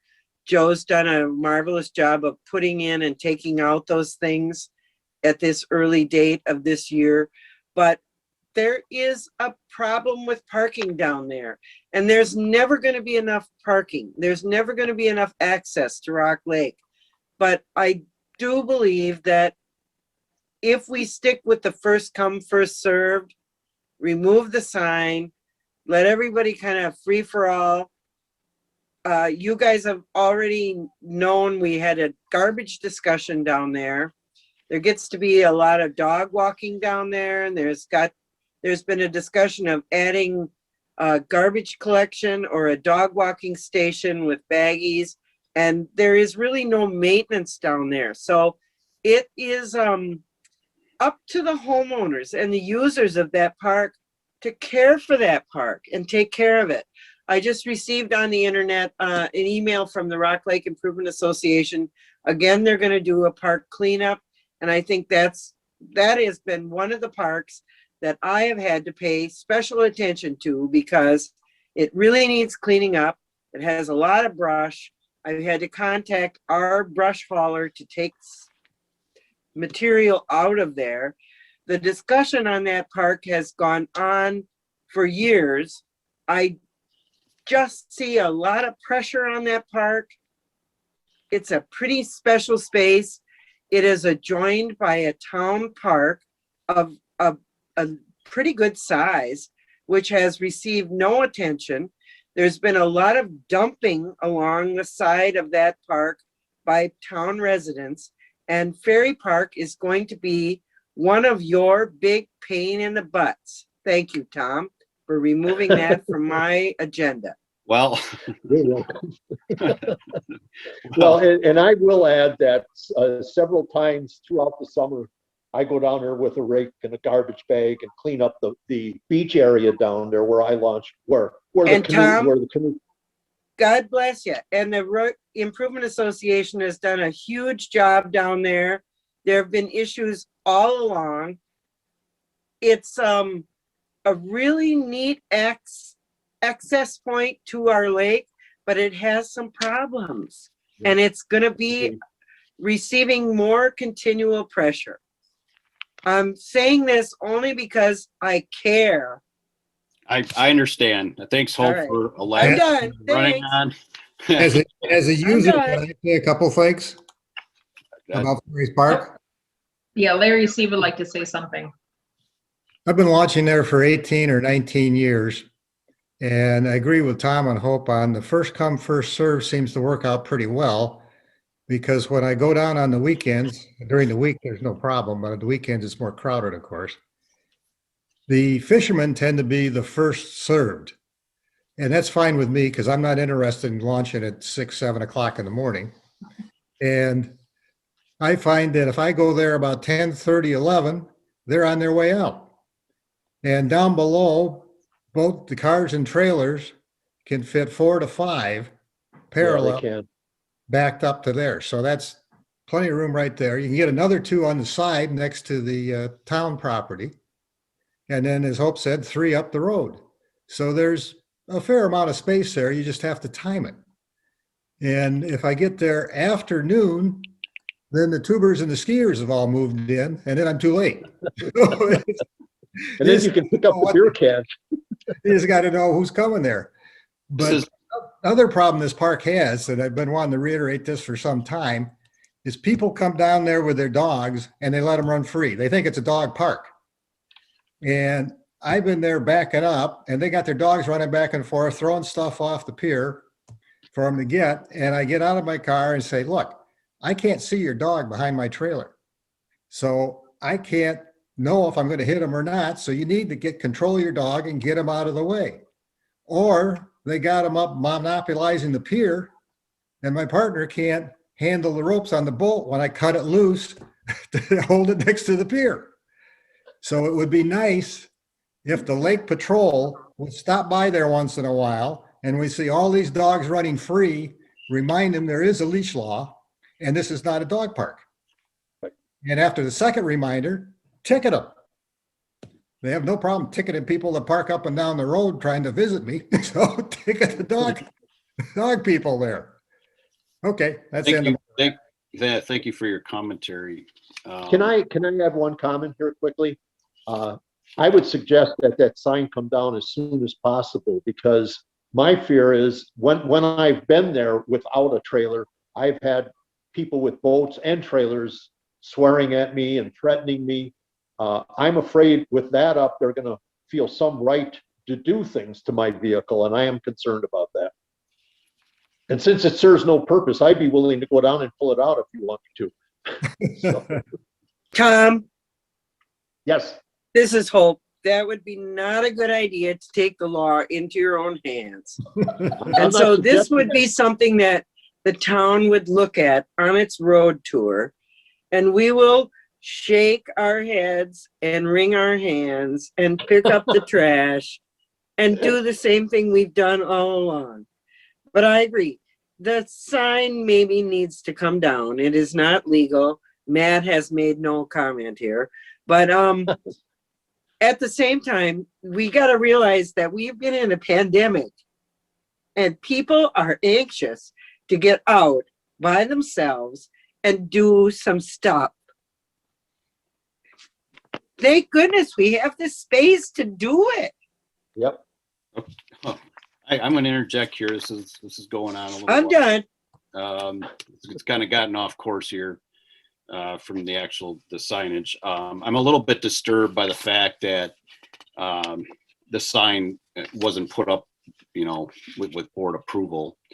However, I know the cost of such signs. In knowing the area, because I do live in the neighborhood, and my wife and I also paddle.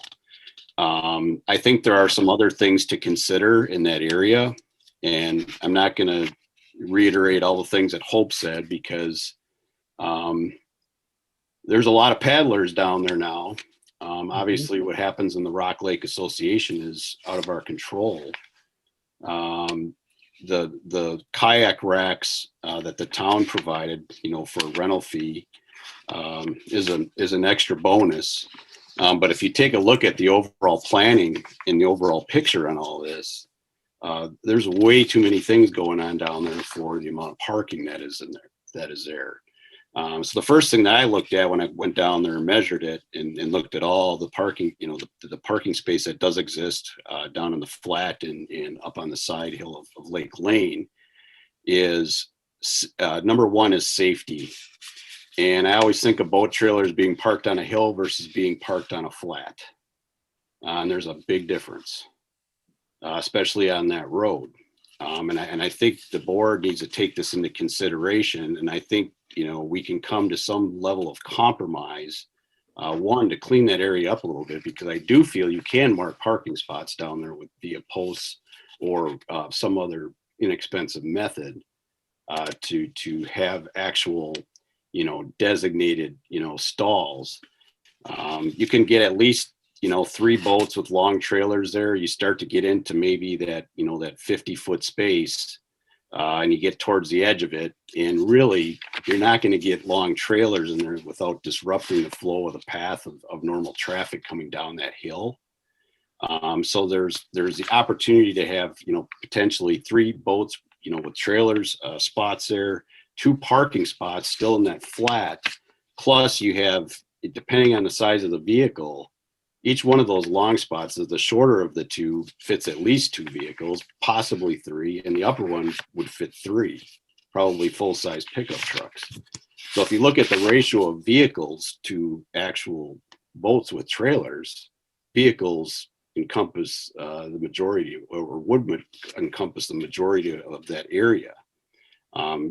However, we'd have to put a sign up on the side hill that there would be no boat trailer parking on the side hill, to prevent that from happening from a safety aspect. But I think this is something obviously we discussed tonight. I feel we should not at this time make any quick decisions without really looking at that whole area, because the drainage has been affected too. The plows plowing gravel into the drain that goes into the lake or into the channel there. And I think, some definite, we have to look at some definite cleanup or some feasible solutions, and try to create a win for everybody here. Just have a couple comments on that, Tom. Like I said, I've been trailering there for 18 years, trailing in total over 35. And I've never had a problem parking on that hill. That's why cars have emergency brakes and you turn your wheels in. Down below on the flat, there's very commonly 4 or 5 boats with trailers there. And as you say, long trailers.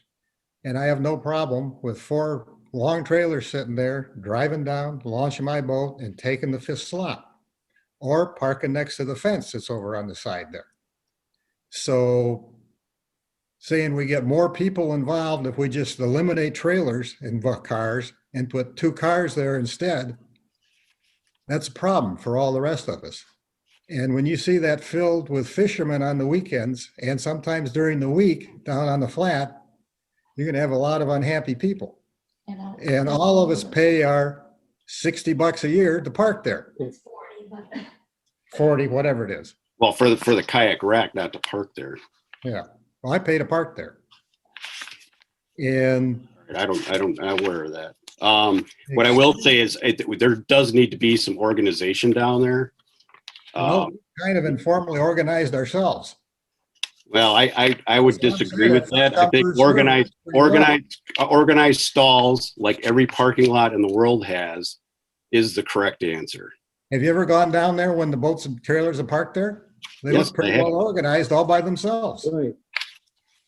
Or the cars with their kayaks are parked there. I'm not down there 100% of the time. You're not down there 100% of the time. Well, obviously there are other issues. I 3-4 times a week during the summer. I think that Point of order here, please. yes, the discussion of signage, we will look at this on the road tour as a board. Unless any of the other board members has anything else to say about it tonight, I don't feel we should make, a rash decision on this, because I think there are other things that have to be considered down in that area, and we should take a look at those on the road tour. I think that is a smart move to make. Okay, I recommend you consider eliminating that as a dog park, because that causes a lot of safety problems as well for the dogs and their owners. That's not on the agenda tonight, but you're more than welcome to submit that to the town clerk for future meetings. I make a motion to table this discussion for a future meeting. Can I get a second? A second. All in favor, say aye. Aye. Item B, discussion in our decision of setting the road tour date. Anytime for me. This week preferably. Yesterday would have been really good. As you can see, Tom, the town board is hot to trot on the road tour. And, because this is such a critical time of the year for us to be getting going. I'm only making this comment to say that because I have some historical and public obligation, I would be happy to attend the road tour. I'm assuming that this will be a posted meeting and that we can get going on this as quick as we can. There is a lot of documentation and a lot of historical information that needs to be imparted on the road tour. And there also seems to be a need to have a short meeting prior to beginning the road tour and then at the end of the road tour. So I would suggest that you decide tonight what dates and times. Our normal road tour takes about 4 hours. I am not willing to drive, or I just want to be carted around like the queen. And I am willing to accompany you on the road tour. And we're going to be talking about roads a little further ahead here. But I encourage you guys to do this road tour ASAP so that we can get moving with our contractors. Parting shot. How about Thursday morning, 8 o'clock, the 22nd? The one question I have, Tom, did you sign up for that alcohol licensing? Yes, Okay, I did. And that's from That's 10 on Thursday. 10 to 12, I believe. Yes. Friday is wide open. Friday is wide open for me. The rest of the day on Thursday, I have a few things in between, but Thursdays, it's a little bit messy with that being in the week. Yeah, Friday, let's get it done. Friday, 8 a.m. Sounds Yeah. good. So we're gonna have the other meeting, special meeting first, right? Correct. And the- So what I understand of that, it will be the discussion of the special events in general and what was decided prior, and then we'll add on Dave Reese's application for the regatta. Correct. It will meet Friday morning, 8 a.m. Are we in agreement? Yes. Am I included in this? I'll defer to the board. I have no issue with it. It's up to you, Tom. Who is driving? I can drive. Who is recording? Are we taking one vehicle? What Yes. Well, Are you comfortable with that? Dave, I think Dave and I are, we both have our shots. Yeah, I'm done. I'm good to go. So it's up to Tom. what I he do wants not to have do. shots, so I'm just warning everybody. Well, you aren't gonna. Well, I'm a little worried about that. I guess it's up to Tom then if he wants to ride 3 in a car or 4 in a car. I have no problem riding with anybody in the car. I just wanted to make everybody aware that I have not been vaccinated yet. Well, we can wear a mask. I don't have a problem with that. I'm a little disappointed, but I will hopefully partner along with you guys, make this transition. I think we need to do this together. Do you not agree? That's entirely up to the board, but I would like to know what you're disappointed about. Disappointed that you're not vaccinated. Well, there's a long list of people that need to be vaccinated, Hope, and I'm in the younger class. I know. All right. What do you want to do? And plus, you know, my medical information is confidential. Not everybody And can. I agree. I agree. I understand. You guys comfortable with me riding along? Yeah, that's fine. I don't. I have Public done some meeting. prior road work, and I'm looking forward to making some introductions to you, Tom, of our contractors. I'm hoping that we can work together on this in the next couple of weeks. But I'm not totally comfortable with the fact that we should not be masked, and we could travel in a foursome, but I'm not exactly sure that that's the best approach at this time. Well, it's probably best to split up unless we're in a 15-passenger van. So let's split up. Let's take 2 vehicles and let's make our road tour in a manner that we always have, and make it happen that way. I say no. Yeah. Because you're gonna get lost in the conversation, you know? We need to do it together is the best way to do it. Hey, Dave, whose vehicle are we taking, or what vehicle are we taking, and how big is the vehicle? Jim, Well, you can take, I can drive. My vehicle's a 5-passenger Chevy Impala.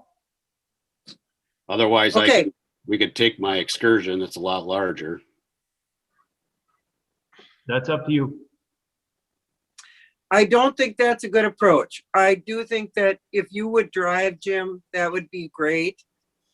I understand being in a small space with, you know, more than 2 people, but if we're in a larger enough vehicle and everybody else is comfortable with it, it is preferable that we're all together. I think. Yes, and I think that's why Jim should drive, because you've got some writing and recording to do. This is not just a drive around and laugh at stuff. This is a recording time, and that's what we need to be doing. I do understand what I need to do, Hope. I don't think to try to, you know, speak like. So I'm just saying, it's really uncalled for. I think you need to, you know, really be decent to every individual and treat them.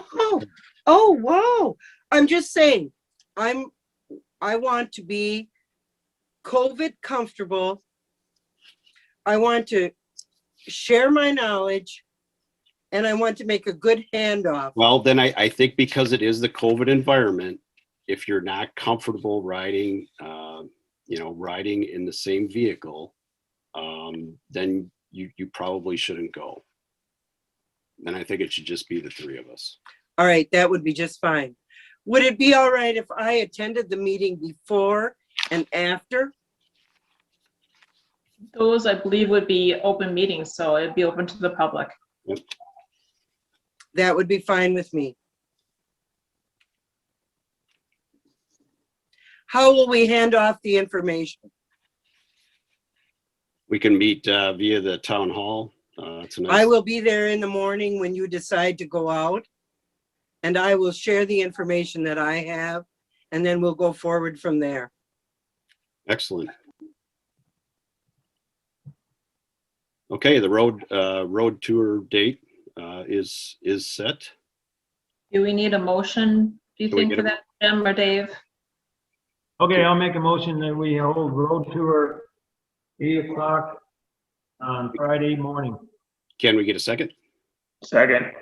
All in favor, say aye. Aye. Aye. Motion carries. Discussion of Crossman Road and Rock Lake Road project update from Hope.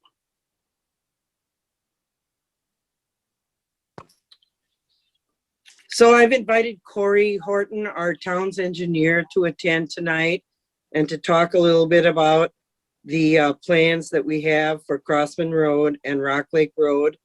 This is something that I think that you guys will need to be discussing on your road tour. So I will now yield to Corey. Corey, are you there? I am here. Thanks, Hope, and thanks, everyone.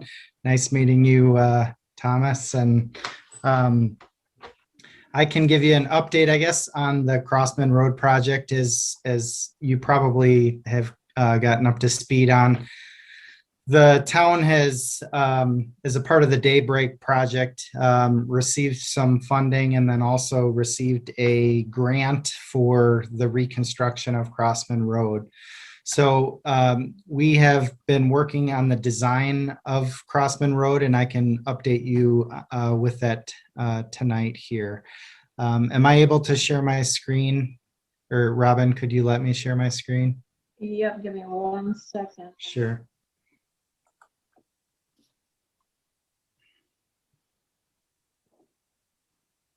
Not sure if I know how to do this, but okay. Can you try to share the screen to see if it triggers something? It still says host disabled participant screen sharing. Okay, try now. There we go. Okay. Okay, so we've been in the process of designing the project, and hopefully you can see my screen now. Do you see the cover sheet of the plans? Yep, it's coming up here. Okay. So we first went out and surveyed the entire corridor. We did a topographic survey and also picked up all the important, culverts and driveways and power poles and everything that we need to do the design. We've put together our plan set, which you can see is about 50 pages. I'll give you just the real quick high-level important stuff that we need to discuss and to keep moving forward with the project. So starting at the north end at County A, we're going to be widening slightly in places. It's already fairly wide up by County A. But in general, our cross-section on the north end, I'll shift to the next page, is going to have 14-foot asphalt paved lanes and then 6-foot shoulders. The reason why that's nice, I guess, first of all, it's required by the grant that we applied for.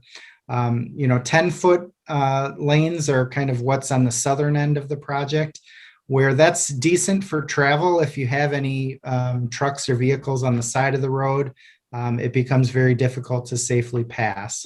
So with having the wider cross section where Daybreak is operating, it makes it much safer for trucks turning, trucks accelerating into lanes, just to give people a place to go with the roadway. So we primarily have two different cross sections for the reconstruction. From County A to the Daybreak facility, it will be this wider cross section where we have 28 feet of asphalt and then gravel shoulders as well.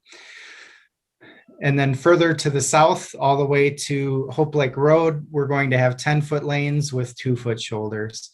So those are the major cross sections of what it will look like. The reconstruction will involve the pulverization of the asphalt that's there. So it basically will turn that existing asphalt back to gravel, essentially, and that material will be left in place. So essentially, it's adding 5 inches of thickness to the existing roadway to make sure that we're going to have a good, solid foundation to build on. After we pulverize, we'll also do what they call a proof roll. So we'll take a fully loaded quad axle dump truck, and we will walk behind that dump truck and see if the ground deflects at all. That will give us an indication if there's any weak spots that need to get dug out and strengthened. So that's what the reconstruction will be. For the most part, the areas that are the 10-foot lanes, that is almost a reconstruction in place. So that we'll pulverize the existing cross-section and essentially replace it in the same alignment and geometry. We tried to minimize changes to the road profile and cross-section where we could, just because obviously that saves quite a bit of cost. The other big change is down at Hope Lake Road. And I've highlighted this page just to kind of highlight what it looks like now. I'm sure many of you have driven it. In the red, it shows kind of the current configuration, what they call a pork chop intersection or a Y intersection.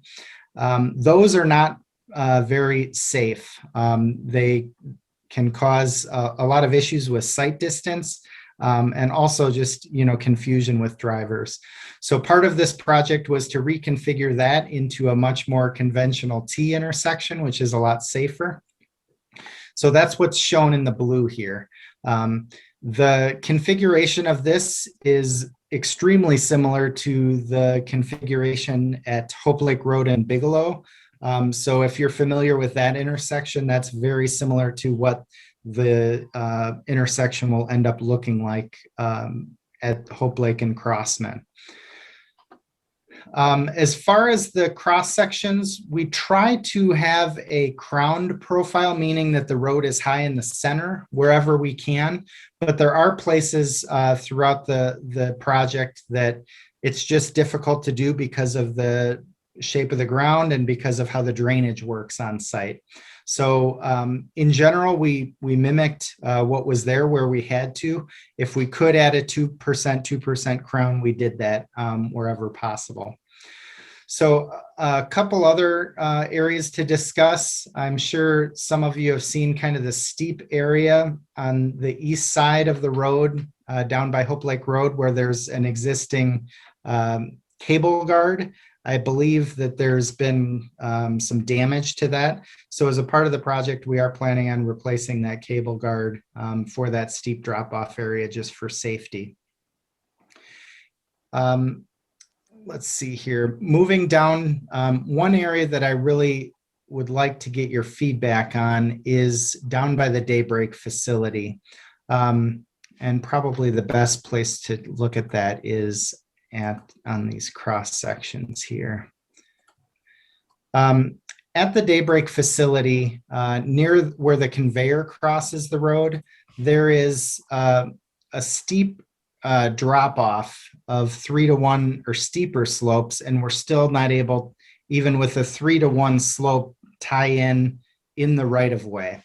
So we've talked with Daybreak about this in the past, and I'm sorry, I'm trying to talk and get to the correct page at the same time, which isn't working out too good.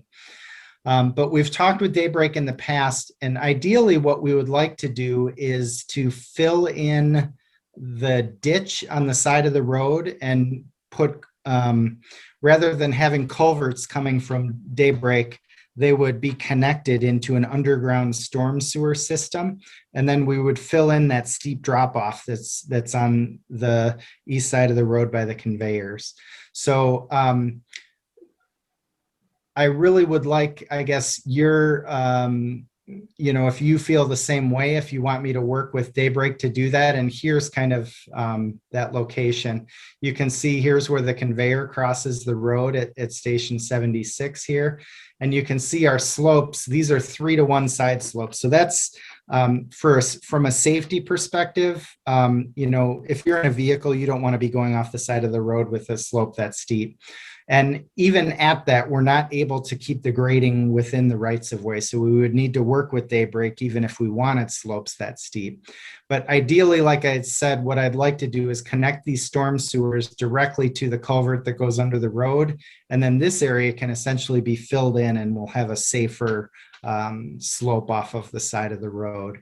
So I guess from the town board perspective, are you okay with me reaching out to Daybreak to discuss that? In my opinion, Corey, I am. I think that's a perfect idea. And over the winter when the roads were a bit slippery, there was a car that did end up in a ditch in there, and the right rear tire was about 3 feet off the ground. So I'm totally in agreement with you. Okay. Yeah, I think from a safety perspective, it's the right thing to do. And I think Daybreak will be willing to discuss that as well. I mean, obviously, they have a lot of their own traffic that goes past that area, and safety for their vehicles is, I'm sure, a priority for them as well. Yep, and then to mow it and maintain it is gonna be difficult anyway, so. Very true, yep. So those are the big components for the design. The other thing that I've been looking at is we've updated our cost estimate with, since we've gotten through a majority of the design work. When we put in for the grant, the construction cost estimate was $621,000. Right now, we're sitting at about right around $600,000. So we're a little bit under budget. That could change when we add this additional storm sewer and fill. Plus, there's always a little bit of contingency that we like to have should we run into, weaker soils in places or something like that. So all in all, I guess the project's going well. We're able to, wrap up the design as long as we can coordinate with Daybreak and, finalize our plans in a couple weeks. We're hoping to get to bid, put it out to bid for about a month, and then get construction bids back, get them approved, and we're hoping to get this built this year yet. So that's our schedule. That's what we're hoping to do. And I guess the next steps is I'll meet with Daybreak and kind of go through that. And I guess I would be glad to take any feedback or questions that any of you have.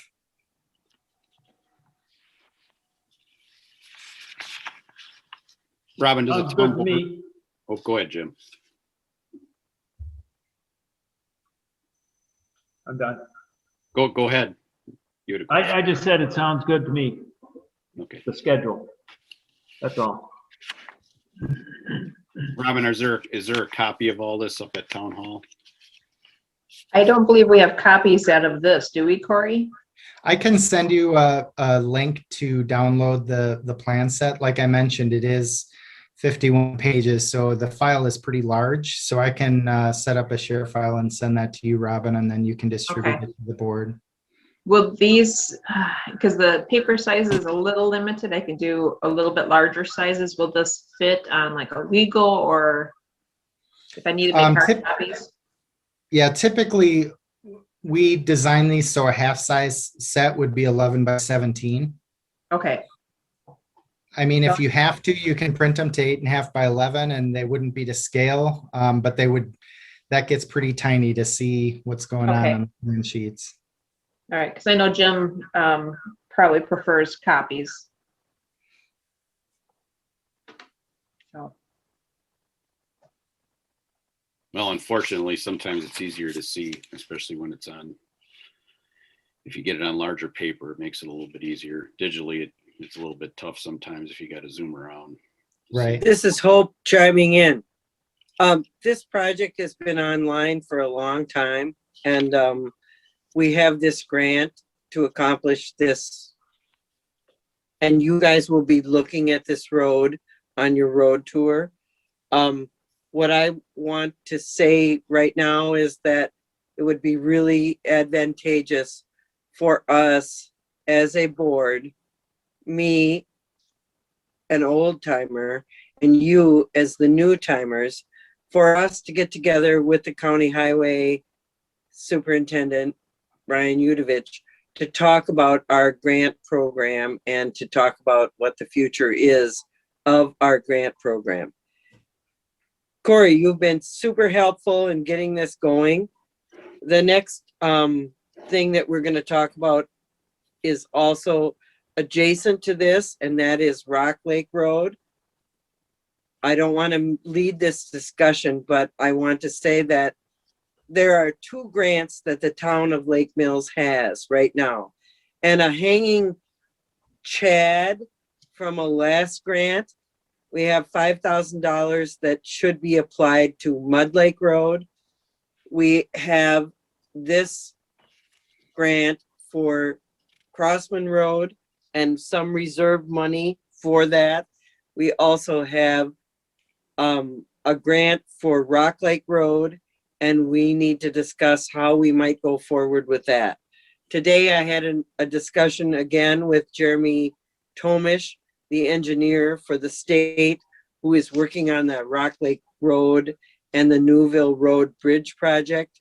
There is still no action there, but I would like to think that in the next couple of months, the state is going to move forward on those two reconstruction projects on those bridges of 94, and the town needs to move forward on that project on Rock Lake Road too. Yeah, I guess just as your town engineer, I've mentioned it before. Whenever you can get these grant funds for doing road projects, it's really helpful to stretch the budget to be able to do it.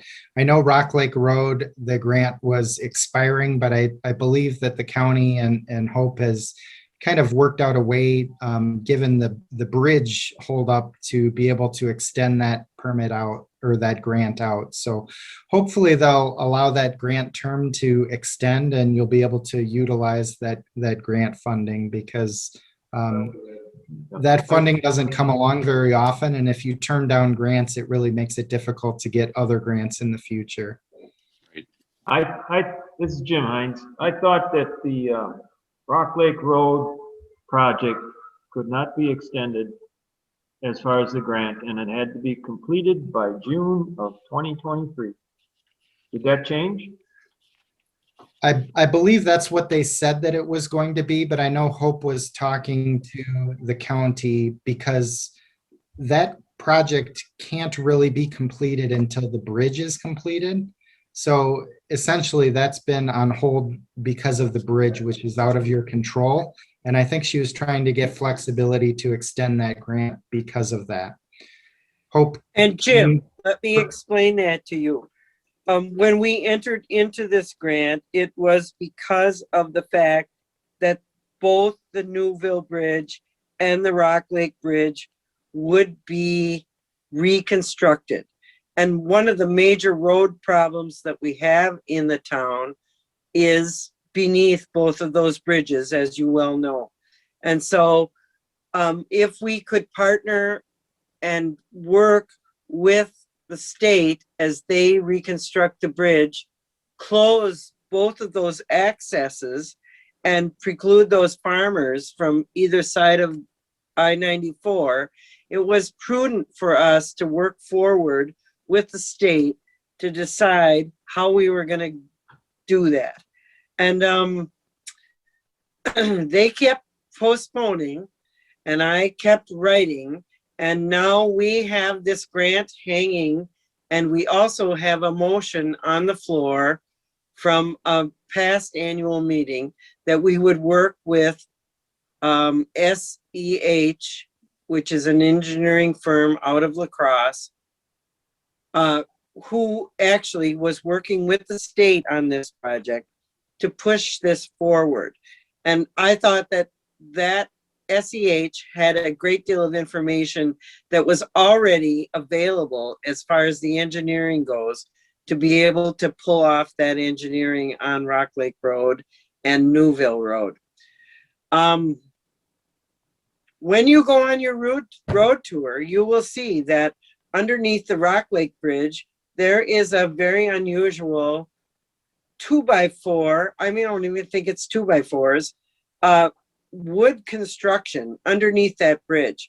That bridge is very, very vulnerable. And I think that as we go forward, for us to work with SEH and get the design done so that it is shovel ready when we are able to do that. The parameters of that are our grant funding runs out in 2023. The bridge was set to be done in, 3 years ago, but all of this stuff seems to string out from the state. So I think we just need to move forward. I think we need to get the engineering done, and we need to get that project shovel ready. It may not be our worst road at this point in time, but we have grant money for half of it. And the estimate was, I guess, about $350,000. We've got about $200,000, a little bit less, coming from the state. I don't think we should ignore that. Hope, weren't they indicating that they would extend that past the 2023? No. There has been no indication that that would extend past 2023, even with what I have put forward as far as what we wanted to do. So I guess that's something that the new town board is going to have to work at. And we have a contract with SEH out of La Crosse to complete that engineering. This road also has the same kind of a pork chop that meets a county highway. And this is another one of the reasons that we as a town board, me retiring, you guys taking on, need to meet with Brian Udovic with County Highway Department to be able to extend our planning and to make a good plan to go forward with that. I understand all that, Hope, and that was explained a while back, but my concern is, what you just stated again, is that that grant has a sunset date of June 2023, the project has to be completed. Now, if the bridges, regardless of what time those bridges get done, if they get done in 2025, why would the town of Lake Mills spend engineering fees to prepare documents for a project that they can't even do because the grant will expire before you want to do it? I guess. Well, that's exactly, Jim, that's exactly what I've been working on is, here's the thing. The state extends grants for roads and then they retract their planning when we're doing some planning. And that's one of the reasons that you really need to work with the County Highway Department on how we negotiate forward. Do we have the contact information for this engineer in La Crosse? You certainly do. Okay, fine. We'll work through it, talk about it on the road to it. That's all we can do, I attended a meeting 3 years ago where there was a lot of discussion about closing both of those access points to the other side of the highway. And there was a lot of participation by farmers.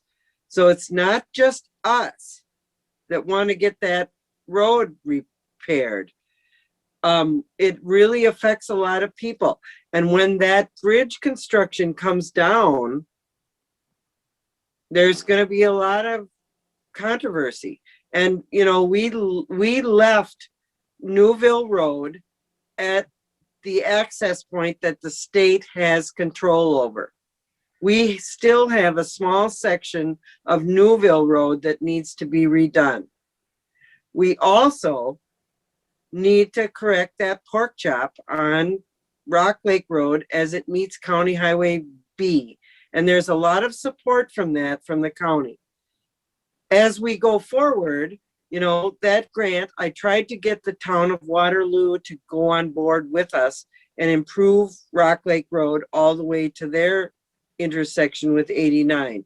But at this point in time, we have a grant for just half of that road from County Highway B to our town line. And that's almost $200,000. And if they're not willing to keep up with our pace, then I guess we're not willing to keep up with their pace. So it's a matter of trying to work together on that and trying to figure out how that might work. And if we have to give that grant money back, it's not the first time we had to give grant money back. And that's disappointing to me, but at the same time, we need to play that grantsmanship game, and we need to have a goal to get that money in our pocket. Because if we give it up, that'd be the second grant we gave up.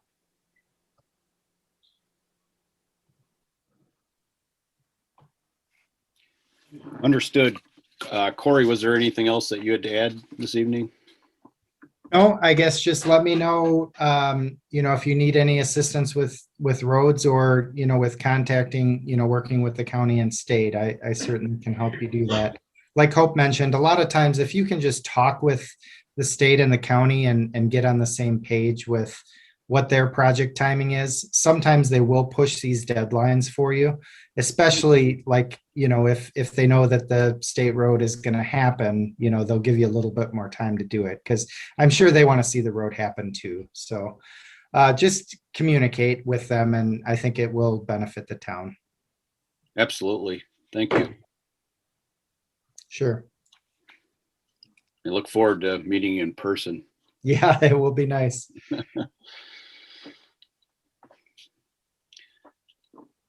Item number 11, old business. Discussion and or decision to appointments for town commission and committees.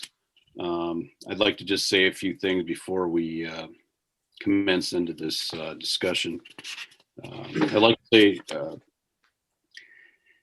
to say this before we dive into it, just on the standpoint that I feel it is in the best interest of our town and its residents that we provide the opportunity for all potential appointees to be heard.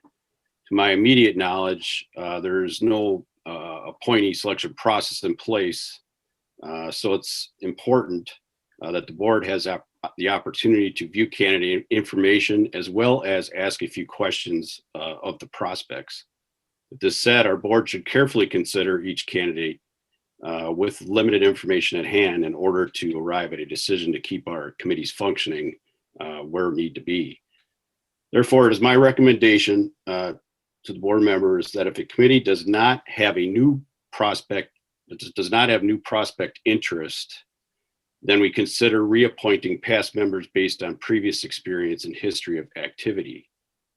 However, I strongly feel that I do want to caution that making quick decisions on potential appointees or to reappoint via rubber stamping a committee seat without due process in the future should be avoided.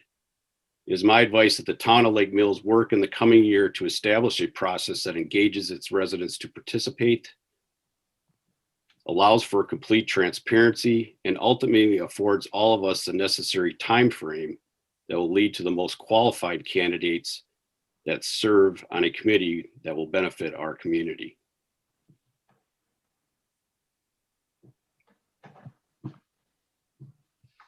And Tom, as the retiring town chair, I agree with that. And I have asked the secretary of the planning commission to poll the planning committee about who might return, because there are two positions that are up for re-election and reappointment. And both Steve Nass and Sarah Mushka have offered to move forward. That's excellent to hear. And I'm happy about that. All the people on the planning commission were really hoping that Jim Hines would return because of his great knowledge. So those are my recommendations. As far as other committee appointments go,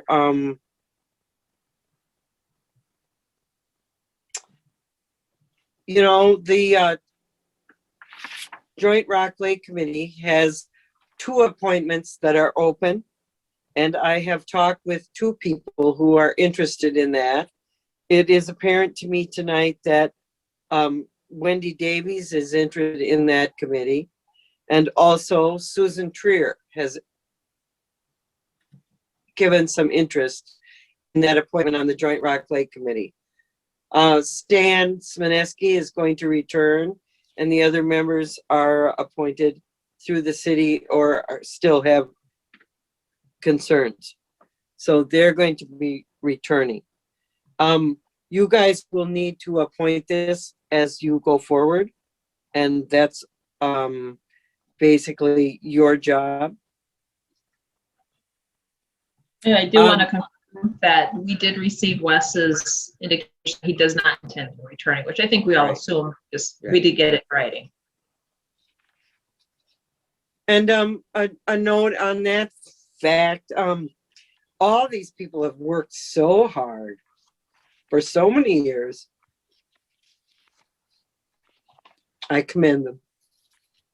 Is there any other applicants? I guess we'll start with the first one, the Planning Commission first.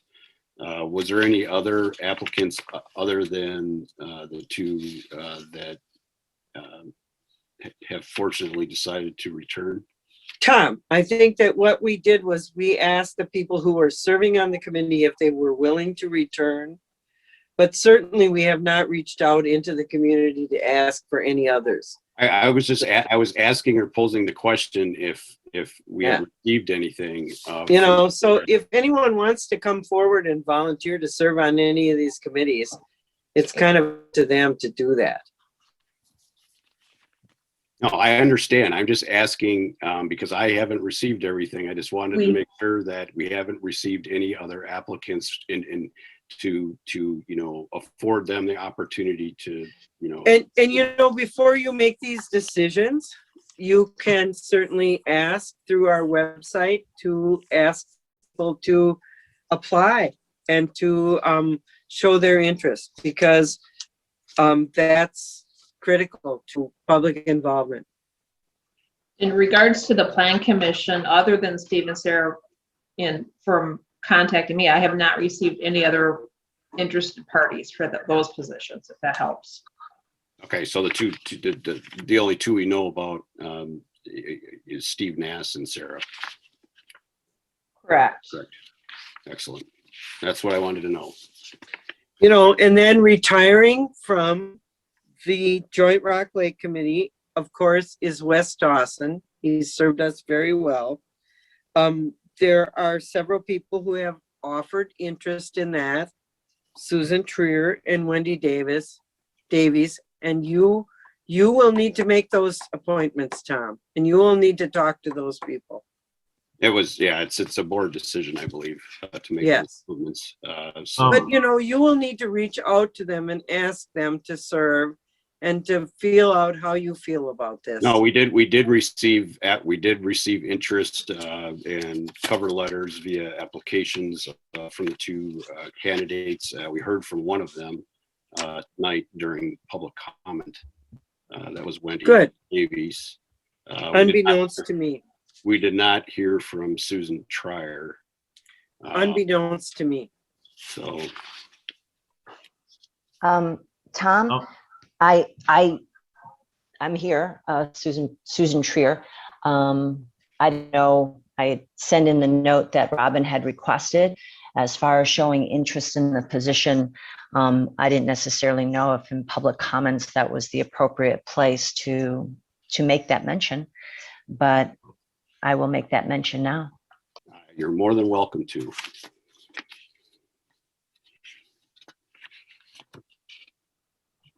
Do you have anything else that you'd like to say, Susan? No, I think I kind of outlined the experience that I have on the lake, and I'm relatively new, unlike Wendy, to the town. I've only been here 6 years. I am a riparian owner as well, and have spent quite a lot of effort in trying to understand the lake ecology, and I just absolutely love the lake. I think it's fantastic. One of the things that I'm particularly interested in working on this committee is getting a better understanding between the town and the city. Being an outsider, it looks as if there is some discomfort between the two organizations, and it would be nice with all the change that's happening on the city council to possibly be looking at a closer working relationship. And I think this committee, the Joint Rock Lake Committee, is the one to possibly build that. So that's why I was particularly interested in it. You can't do too much only on one side.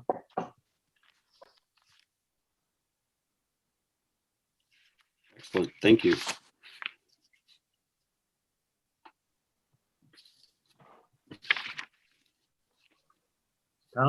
Gentlemen, how would you like to proceed? I'd like to take one unit at a time. starting with the planning commission, preferably, since we have two that do want to return. I'll just make a mention to you, Tom. Maybe you know the process and the statutes and whatever, but the town chairperson makes the suggests the appointments, comes up with a list of who or they want to be on these boards, and then it's confirmed by the town board. So you can make, it's up to you what people you would like to have served, and then you get town board approval. So that's the process, but technically. This is Hope. I think we've laid down some tracks of people who are interested in these two committees. And you guys can look this over and figure out how you want to proceed. You have a new administration and you have new needs, and you're going to figure this out. So Tom, if you want to, Yeah, I would like to suggest, one, let's start with the planning commission. First things first, to keep them intact. Since we don't have any new applicants, this is fairly easy. I would like to suggest Steve Nass gets reappointed in 2020, 2021 here, and Sarah Muchka gets reappointed in 2021 here. I'd make a motion to approve those two appointments. Can I get a second? I will second. All in favor, say aye. Aye. Motion carries. The reappointment of Steve Nass and Sarah Muchka. Okay, now for the next one, Tom, so you understand, we'll do Jim reappointment as the town board representative, and he probably will have to abstain from appointing himself. So you may need to, well, I think, Jim, you can still make the motion or in second, and you just can't vote on it, correct? No, that's fine. I'll abstain. Also, I'm willing to serve. Let's put it that way. That's great. That's great to hear, Jim. I suggest that Jim Heinz gets reappointed for the town board member to the planning commission. I will make that motion. I will second that motion. All in favor, say aye. Aye. Aye. Motion carries. Jim abstains, correct? Yep. Yes, Jim that's correct. Okay.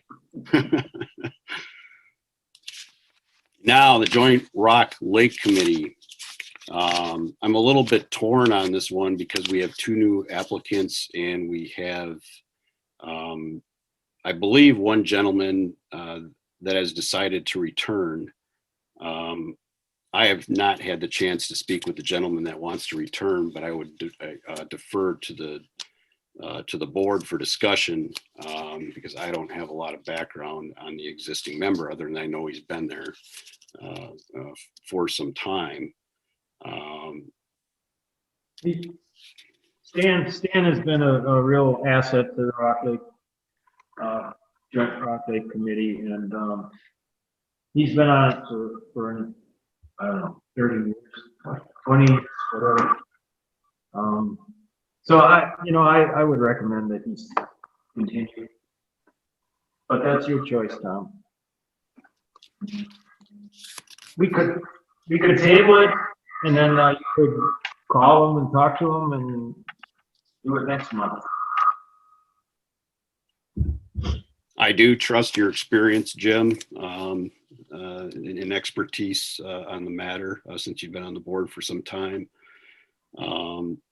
As far as the other two applicants, we did receive information on those. Hopefully, Dave and Jim, you both received the written information on them. We got to hear a brief description from each tonight, which we were fortunate enough to get. I guess I would ask, is there any additional questions that we would have for those two candidates? Is Wendy on yet? Wendy is no longer on, no. So Susan, just a second. Either Dave or turn my volume down, I think. Yeah. Okay. Susan, I guess I'm wondering where you live, what area do you live in? You live on, you said you're a riparian owner, so what part of the lake? Okay, where I live is on Cedar Lane. So it's kind of funny. Wendy lives on Cedar Lane. Hope does too. Where I kind of live over by Korth Park. So in that cul-de-sac. Okay. So yeah, pretty Okay, so, pretty close to both Hope and Wendy. okay, you don't live on the channel though? No, I don't. I actually have property on the lake itself. Okay. Yeah, I know Wendy does. That was my question. I know Wendy does, and I know that the channel is an issue. And my personal feeling is that I don't want a person on the Joint Rock Lake Committee that's going to concentrate all their efforts just on trying to get a channel dredged by the town. So I guess it's unfair to her. She's not on the line, but I would have liked to have asked her that in person. But I know she's really been behind that and has been to the board several times this past year and has been pushing to get the town to contribute to dredging that channel. And that's true. I just don't want to see that. I would rather not have that conflict of interest on her part. I understand.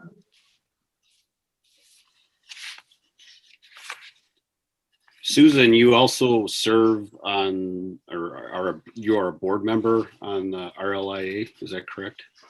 Yes, yes, I am. I was going to look up when my board term expires.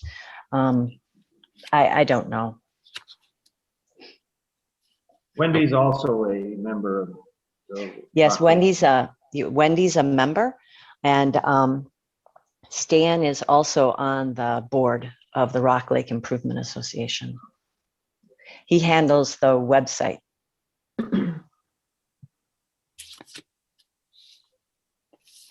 I make a suggestion, Tom, that my suggestion would be, and it's totally up to you, but to appoint Stanley Sominski at this time and postpone the appointment of Susan and Wendy until you've had a chance to talk to both of them.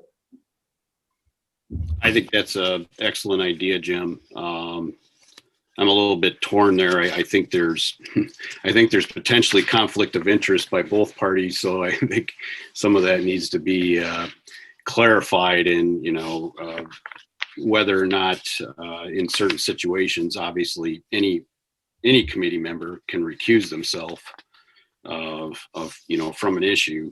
And are they going to do that? I think is an important question to ask.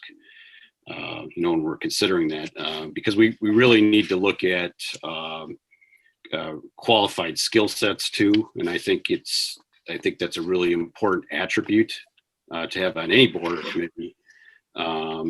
Despite singling out single or multiple issues that could be brought to the table. I think it's in the long-term benefit of any committee to have expertise in an area, a role player that essentially somebody else on the committee doesn't have. So an example would be a planning commission with 5 lawyers. You don't want 5 lawyers on a planning commission. We want to make sure that we do have some different levels of expertise in different areas that will really benefit the community. So I guess I would suggest the reappointment of Stan Sominski, and go with that tonight and defer on the other 2 candidates until the May meeting. I make a motion to approve. Second. All in favor, say aye. Aye. Aye. Motion carries to reappoint Stan and to defer the other 2 candidates until the May meeting. Okay, and then I would just wait then, Tom, for you to give me a call and discuss issues and skill sets then? Absolutely. We'll wait for a Okay. question, and or we'll reconvene as a board. It's probably more important that the entire board hears the question answer, so they're aware of everything that's going on. And it'd be really helpful to have. It would be helpful to have both candidates on at the same time and answer existing questions. So. Okay. That's, all right. that's fair. I want to be as fair as possible, and but I think it is important to take our time here. Sure. I'll look forward to hearing the questions that you have and giving you the input that I can. Thank you. Excellent. Thank you. Have a great evening.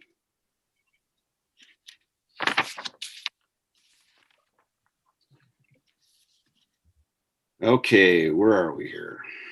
So now we have the appointment under the joint CATV regulatory board, which is the cable TV channel. Yep, hang on just a second. I got to flip here. I'll just say that we never meet. I mean, there really isn't a cable regulatory board anymore. It's kind of just controlled by the city. I would chime in here with Jim and say that there is no appointment for the CAT regulatory board that has been appointed in my duration as term. Yeah. I don't think that we've been invited into that discussion. We're just part of the paying membership. Do we know what, I believe we have an ordinance on this. Does the ordinance state whether or not the town has a designated rep on anything? Yeah. Or do we need to update that ordinance? Well, I think we need to check with the city. It used to function. There used to be three members from the city and one town board member. And well, back in even before that, I got off the board in 2011, and I don't think we've met since then. So, I mean, it used to function back then, but then the laws changed and stuff. So I think it's just run by the city, and I'm not really 100% sure if they even have any members on it anymore. And that's exactly how I feel about it, Robin. There has been no meeting, no notice of meetings, only, the bills that they send to us, no representation as far as the town goes. And also no representation as far as the town goes on the fire commission, which I discovered, last year that there was an ordinance in the city that asked and was wishing for a participation from a fire commission that called for meetings in April and meetings, along the way as decisions were made. But somehow during the course of our interactions with the city, those meetings have just been done away with. Well, until I guess we know more, we can just defer that appointment. It doesn't look like it's been appointed for a number of years. So, because we've had no voice in it. All right. I apologize. I think the Public Works Board, that continues on yet till 2023 with John Wright. So I'm not sure why I had that highlighted. That one's already taken care of. So then we moved on to the Lake Mills Fire Department Advisory Committee, which is what Hope was just referring to. Yep. And I suggest and do hope that Dave Schrader will continue to serve on that. Yeah, I'm okay with it. Sure, that's fine. As we've gone along, basically all of us have tried to participate in any fire meeting that the city has offered. There has been a great deal of discussion about how we're gonna cooperate. There are, I believe, a number of townships involved, in 3 townships that are involved in also negotiating with the city over our fire contract. And our negotiations have been basically null and void. We still continue to have the formal meeting in October, pushing them to push forward a budget for us, but it is an unknown thing, and I think the rest of the board members will back me up on this, that we have really not ever had a voice there, and it's a problem. I think the people in Asplin feel the same way. I think the people in Milford feel the same way, and it's a problem because our fire contract costs have gone up in my term of service 150%.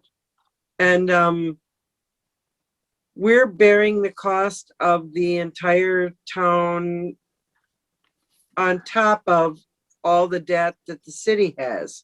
And I discovered last fall that, you know, this fire commission ordinance was still in place, and the city has never followed up with that. And I know they were having a discussion about that ordinance and where it would go. Our contract with the city is very, very, what can I say? What can I say, Dave? Put words in my mouth, Dave. It's very changeable. And we I are really, dependent it's one of the upon things them, I always but was at the hoping same for. time, they're taking us out to lunch. I think we're going on 3 hours with these meetings. Yeah, I think here we're we going go. to have to move Can we forward a get little bit. can we get a motion to approve Dave as that on the advisory committee? I'll make a motion to approve Dave. I'll second it. All in favor, say aye. Aye. Aye. Motion carries. Thank you, David. And Dave, you abstained? I do. I didn't hear him, so he's Okay. I think he's good. Excellent. I believe that was the last one on that sheet. Yes, so now we're on to old business item B, and I know Joe Cooper, he was on, and hopefully he is still with us. Hey, yeah, Robert, I'm here. Thanks for your patience, Joe. Oh, well, I wasn't here the whole time, so I can't say that. Mine will be really quick, just 2 minutes. I think we did put in the buoys this year, so this will give you just a quick image of the ones in yellow are the buoys that get restoration kits. One in red were net new buoys for 2021, so 4 of each. Quick image of the difference. So these are basically stickers you put on the buoys. So that was a before and after for one of the buoys that we repaired. We'll have to see how the stickers hold up and last, but hopefully they do well. And it's a simple way and low cost effort to keep our buoys looking good without buying as many new ones. Joe, do you want to move down in your slides there? Oh, sorry. Yeah. Can you see? Whoops. Can you see it now? No, it hasn't switched. Oh, really? It's on that one still. Oh, my, I think my sharing isn't working. There it goes. Slow, that's it. So anyway, that's the images I was discussing. The only other item on the table, and we don't have to conclude this tonight, is if we want to look at next year of moving forward with the trial ice bar program. Really just a new way to do things to lower costs, potentially save some additional money and cost expense of relocating buoys that drift during the year. So I did put this proposal together. You can email it to you and you guys can look at it. It's similar to last time. Really the risks there are, you know, the winter season and having something exposed above the ice. I did take a look at the ordinances on the lake, and I do feel that they cover sort of the risk exposure with that. But obviously that's up for your review and consideration. If we did do something with the ice bars, I was thinking and suggesting that we put them down around sort of the area that doesn't freeze over the trestle to sort of mark that area, as often that freezes late in the year, if at all, depending on the season, under that trestle. But that was really it. So that's all I had. Excellent. Thanks, Joe. Yep. I think in the interest of time, the second part of that conversation, the spars, I think can be held at a future meeting. Fully agreed. Thank you. Thank you. Item C, discussion and our decision to discuss the development of the future expansion of the Cambridge area fire and EMS station. This should hopefully be quick. So Dave, what else do we need to do as a town board? Is there any other steps? Right now, we have another meeting scheduled for the 29th, where we're gonna sit down and discuss the outcomes of all the referendums, the outcomes of the elector vote. And also one of the things we're gonna discuss is also forming another committee that other than no commission members can be on this committee. So, and they want it to be a town board person to kind of analyze and try to figure out where we go from here. So that's going to happen. Otherwise, the only thing I can see is the referendum was a yes. The electors was a yes. So it'd just be a matter of the town board vote, I guess. So the town board yourselves are supposed to continue to vote on this topic? Well, I guess what I'm thinking is the town board needs to vote yes or no, for the outcome of, the elector vote, and if we're gonna, because we have the right as a board to yay or nay it. I guess is my thought.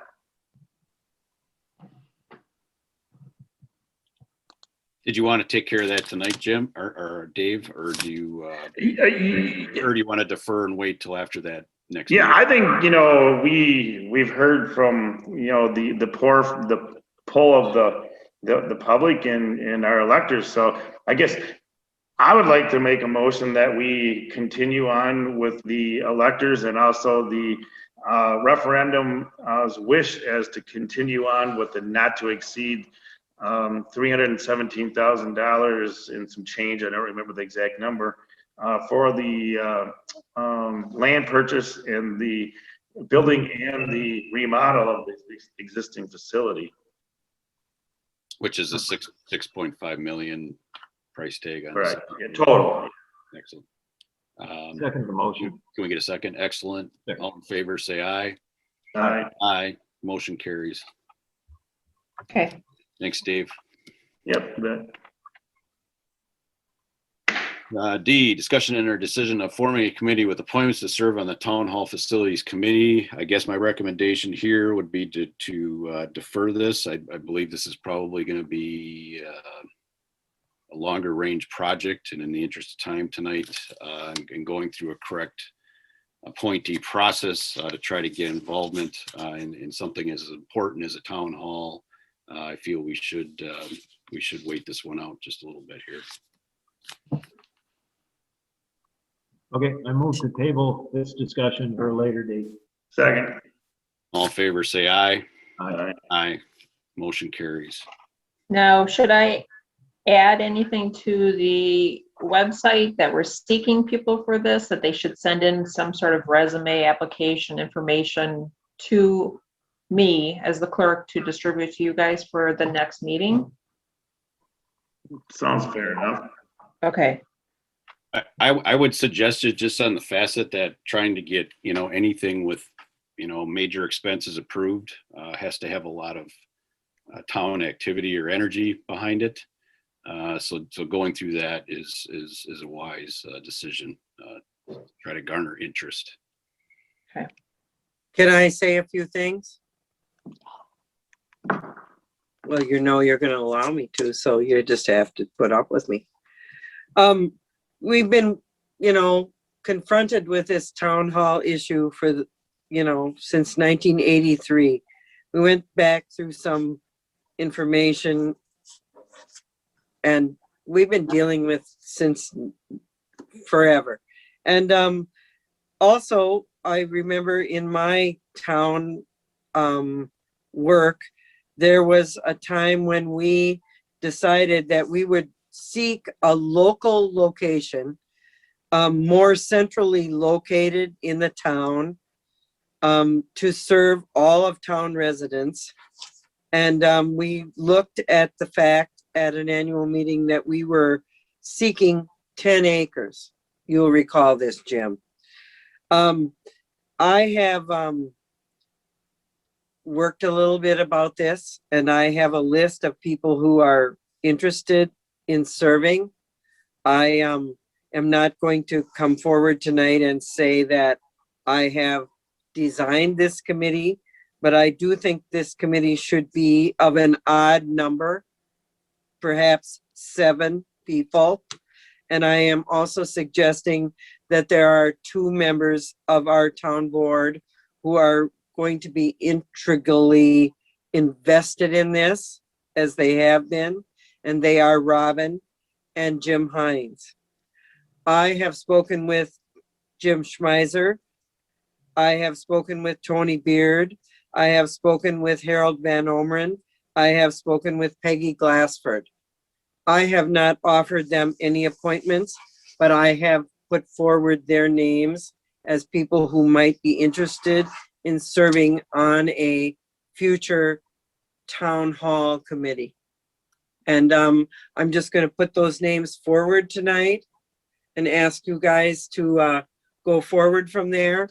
I thought on our March 24th meeting, we made a great deal of progress on that project. And I am enthusiastic about how we go forward with this. I don't believe that at this point in time, 2021, that we should let this go, that we need to pursue the need for a new town hall and or a storage facility for our equipment. And that's my parting shot as town supervisor. So Hope, let me review those names once, just to make sure I have them. Jim Schuster, Harold Van. I thought we should have an odd number of people, and I was not concerned that we post these meetings. You guys said we're not so sure we'd like to post them. Robin, you certainly have an integral role. Jim, as an architect and facility planner, certainly has a role. If you 2 serve on that board, that would mean that all these meetings would be posted. And as far as I'm concerned, transparency is very important. I've spoken with Jim Schmeiser. He is interested. Certainly it's in his backyard. Jim Schmeiser suggested to me Tony Beard, and Tony would be more than interested.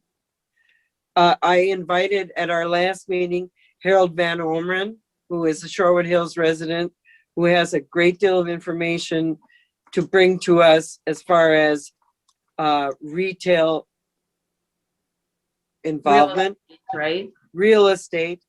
And, you know, just for the balance of sexes, I know that both Carl and Peggy Glassford have an interest in this. I was hoping to balance with a little bit of femininity. Peggy would be interested, but Tom, these are your appointments to make. But these are the people that are very interested, and I hope I've laid down some tracks for you. Hope, thank you. Can you, I think because you're in touch with them, can you please have them contact Robin and at least supply some background information about themselves? Yes. I think I have some other contact, but if you have more, that would be helpful. And I know Dan more Schultz. information they can send in, the better for the board. Yes, and I think that would be great. Schultz and Becky Schultz have offered to help as well, and possibly Kurt Orcott. And, you know, this committee, you know, nobody wants to make a really long-term commitment, but I don't think that's the problem here. I think we need a diverse background of information and intelligence from these people. I think this would be great. And I think that these need to be open meetings and they need to be facilitated by however. I think that as we go forward, we need to really pull a bunch of diverse people together to do this committee and make this the facility that we need for the next 100 years, because our town hall has served us in the city of Lake Mills, oh yeah, for at least 100 years. And I think we need to go that far again. Thank you. Robin, with that said, you have the names and hopefully we will receive background information from all candidates, and that posting goes out to see if we garner any more interest, so the board can make the best informed decision to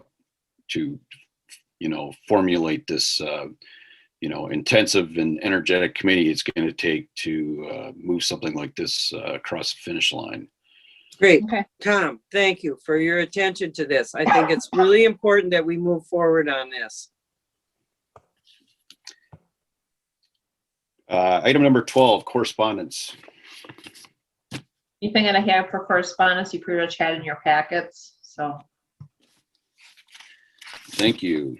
Number 13, meeting schedule, May 4th, 2021, the Joint Rock Lake Committee meeting, 6 p.m. to meet virtually. B, May 4th, 2021, the Planning Commission at 7 o'clock, back-to-back meetings at the Town Hall. Or not back-to-back meetings at the Town Hall. The second one will be at the Town Hall, excuse me. Well, the first, yeah, Joint Rock wants to continue with virtual. Virtual, right, correct. May 11th, 2021 is a monthly town board meeting at 7 p.m. at the Town Hall.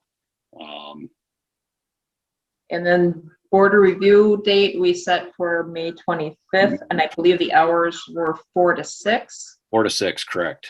Yeah, and open book will be posted, and that's more for the public. That will get posted as well. I forget the date for that. May 10th, I believe, 4 to 6. Yeah.